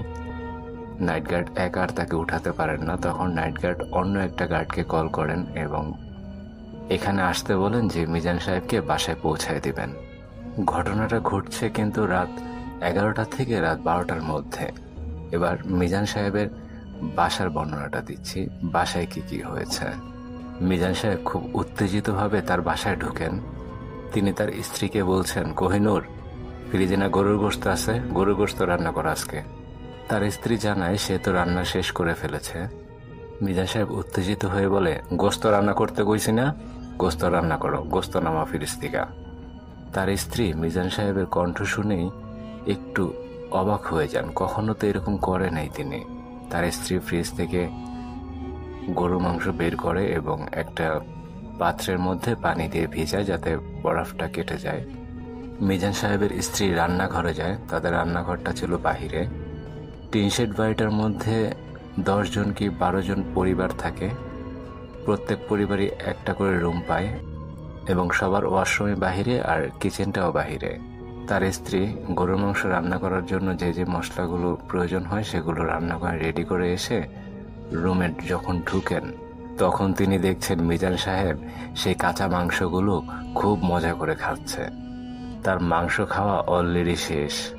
মিজান সাহেব এবার তার স্ত্রীর দিকে তাকিয়ে বলছেন, অনেকদিন পর গোশত খাইলাম, আর একটু খাইতে পারলে ভালো হইতো। এই সময় 2 জন নাইট গার্ড বাহির থেকে ডাকছেন, কোহিনূর ভাবি, ওই কোহিনূর ভাবি ঘরে আছেন? দেখেন তো মিজান ভাই আবার কি করছে, সাইপাস খাইয়া বমি টমি করে অস্থির, তাড়াতাড়ি বাইরে আহেন, বাইরে ধরেন। তার স্ত্রী তো রুমের দরজার সামনেই দাঁড়িয়ে আছেন। তিনি দেখছেন যে মিজান গরুর গোশতগুলো খেয়ে ফেলেছে, সে এই কথা শুনেই মনে হচ্ছে টিন ভেদ করে চলে গেল। মিজান সাহেবের স্ত্রী চিৎকার দিয়ে বের হন উঠানে। তার চিৎকারে আশেপাশে প্রতিবেশীরাও বের হয়। তিনি দেখছেন 2 জন নাইট গার্ড মিজান সাহেবকেই ঘরের দিকে নিয়ে আসছেন। এটা দেখে মিজান সাহেবের স্ত্রী সেন্সলেস হয়ে পড়ে যান। প্রতিবেশীরা, নাইট গার্ড তাদেরকে ধরাধরি করে রুমে নিয়ে যান। বেশ কিছু সময়ের পর মিজান সাহেবের স্ত্রীর জ্ঞান ফেরে। মিজান সাহেবও স্বাভাবিক হন। তখন অলরেডি একটা নাইট গার্ড চলে গিয়েছেন, একজন নাইট গার্ড তাদের সাথে আছে, আর তাদের প্রতিবেশীরা প্রায় 7 থেকে 8 জন ফ্যামিলি মেম্বার্স তার সাথে আছে তাদের রুমে। সবাই জিজ্ঞেস করলে মিজান সাহেব তার ঘটনাটা খুলে বলেন এবং তার স্ত্রীও তার ঘটনাটা সবাইকে খুলে বলেন। এবার হসপিটালের বর্ণনায় আসছি। সুপ্রিয় শ্রোতা মণ্ডলী, ঘটনাগুলো ঘটে যাচ্ছে একই সময় বিভিন্ন জায়গাতে। লাশঘরের দায়িত্বে ছিল সুরজ মিয়া। রাত 10:35 কি 10:40 হবে। সুরজ মিয়া লাশঘরে গেটের সামনে বসে আছেন। তিনি খুব সম্ভবত ফোনে গান শুনছিলেন। লাশঘরটা হচ্ছে হসপিটাল থেকে একটু দূরে। লাশঘরের সামনে গাছপালা, একটা মাত্র বাল্ব জ্বলছে। পরিবেশটা দিনের বেলাতেই খুব ভয়ঙ্কর থাকে, রাত হলে তার কোনো কথাই নেই। সুরজ মিয়া গান শুনতে শুনতে হয়তো তার একটা তন্দ্রা তন্দ্রা ভাব চলে আসছে, ঘুম ঘুম ভাব চলে আসে। এমন সময় তিনি শুনতে পাচ্ছেন মিজান সাহেবের কণ্ঠ। সুরজ, ওই সুরজ, সুরজ তুই ঘুমাই গেছস? সুরজ বলছে, মিজান ভাই আপনি এত রাইতে? আপনি না করেন কালকে আইবেন। মিজান সাহেব বলছে, আরে বেটা কাম আছে, গেট খোল, এর লেগে তো তাড়াহুড়া করে আইলাম। সুরজ বলছে, মিজান ভাই এত রাইতে কি কাম? মিজান সাহেব বলছে, আরে বেটা ভিতরে একটা জিনিস রেখে গেছি, এটা নিতে হইব, বুঝলে গেছি, তুই তো জানোসই আমাকেও কখন কি দরকার হয়। সুরজ সাহেব আর কিছু চিন্তা করেন না, তিনি কলাপসেবল গেটটা ওপেন করে দেন এন্ড ধীরে ধীরে ভিতরে যায়। তারপর লাশঘরের মেইন ডোরটাও তালাটা খুলে দেন। সুরজ সাহেব কিছু বলার আগে মিজান সাহেব বলছে, লাইট জানানো লাগবো না, আমার লগে টর্চ লাইট আছে, আয় তো ভিতরে আয়, তাড়াতাড়ি আয়। তারা 2 জন লাশঘরের ভেতরে ঢুকেন। মেডিসিনের গন্ধ দূর থেকে কুকুরের আওয়াজ, শিয়ালের আওয়াজ, ঝিঝি পোকার আওয়াজ। সুরুজ সাহেবের অস্থির অস্থির লাগছে, তিনি খুব ভয় পাচ্ছেন। তিনি বলতেছেন, মিজান ভাই আমি বাইরে যাই, আপনি আহেন পরে। কিন্তু মিজান সাহেবের তো কোনো সাড়া নেই। সুরুজ সাহেব তার মোবাইলটাও বাহিরের বেঞ্চের উপরে রেখে এসেছিলেন। সুরুজ সাহেব যখন বের হতে যাবেন তখন তিনি দেখছেন কে যেন বাইরে থেকে গেটটা লক করে দিল। তার কাছে মনে হলো সম্পূর্ণ রুমটা একদম অন্ধকার হয়ে গেছে। তার ব্রেন আর কাজ করছে না, তিনি এখন কি করবেন সেটাও বুঝতে পারছেন না। তিনি পাথরের মূর্তির মতো সেখানে দাঁড়িয়ে আছেন। আর এমন সময় তিনি শুনতে পেলেন, নিষিদ্ধ কাজ করতে দিব না। সুরুজ সাহেব এবার শুনছেন, তার কাছে মনে হচ্ছে প্রায় 10-12টা লাশ হাসতেছে। তাচ্ছিল্য করে হাসছে, কেউ মজা করে হাসছে, কেউ বাবার ভয়ের হাসি। তিনি আর নিজেকে ধরে রাখতে পারেন না। এরপরে তার কি হয় তার কিছুই মনে পড়ে না। তার যখন জ্ঞান ফেরে তিনি তখন দেখছেন হসপিটালের বেডে তিনি শুয়ে আছেন।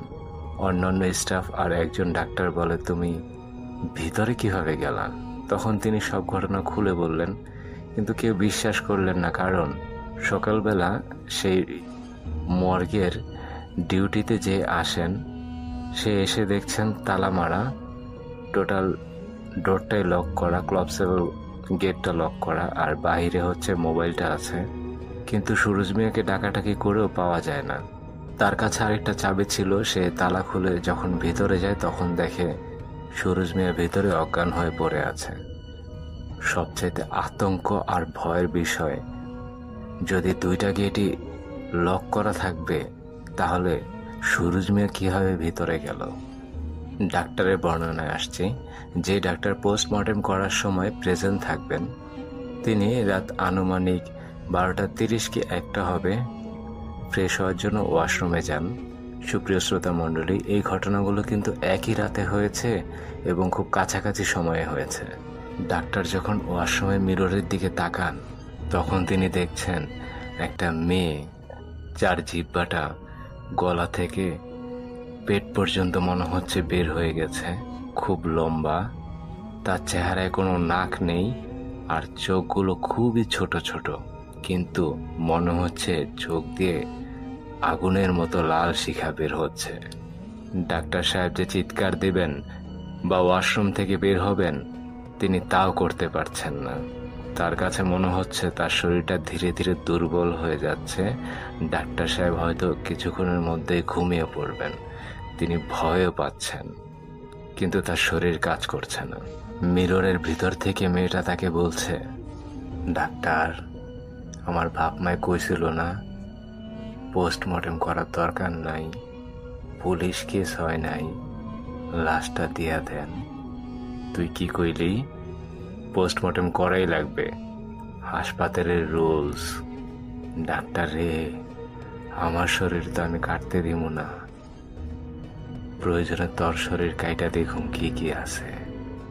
মাদ্রাসায় পড়তাম রে ডাক্তার, আমি দাখিল পরীক্ষা দিতাম।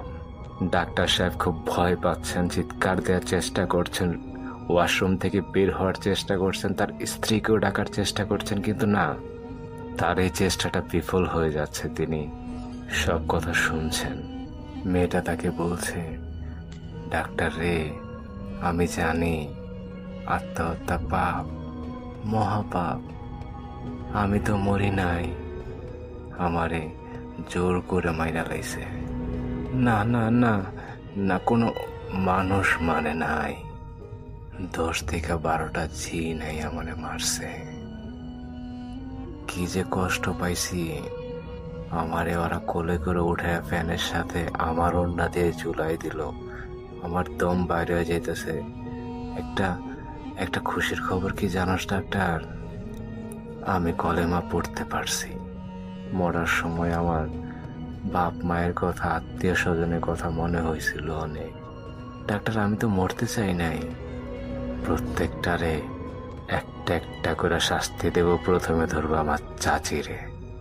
ডাক্তার রে, আমার শরীরে হাত দিলে তোর হাতটা পুইরা ফালামো, আর আমার গায়ে যদি কাটাছিরা করস তোর কলিজাটা কাইটা ফালামো। ডাক্তার এবার চিৎকার দিতে পারেন, তিনি চিৎকার দিয়ে সেখানে ওয়াশরুমে পড়ে যান। তার স্ত্রী আসে, ধরাধরি করে নেয়, ডাক্তারের মাথা ফেটে যায়, তিনি কোমরে ব্যথা পান। তার স্ত্রী তাকে প্রাথমিক কিছু থেরাপি দেন এবং পেন কিলার দেন। ডাক্তার সাহেব ঠিক হতে হতে প্রায় 4-5 ঘন্টা সময় লাগে। ডাক্তার সাহেব যথারীতি বিকেলবেলা হসপিটালে যান, যেহেতু তাকে পোস্টমর্টেম করতে হবে।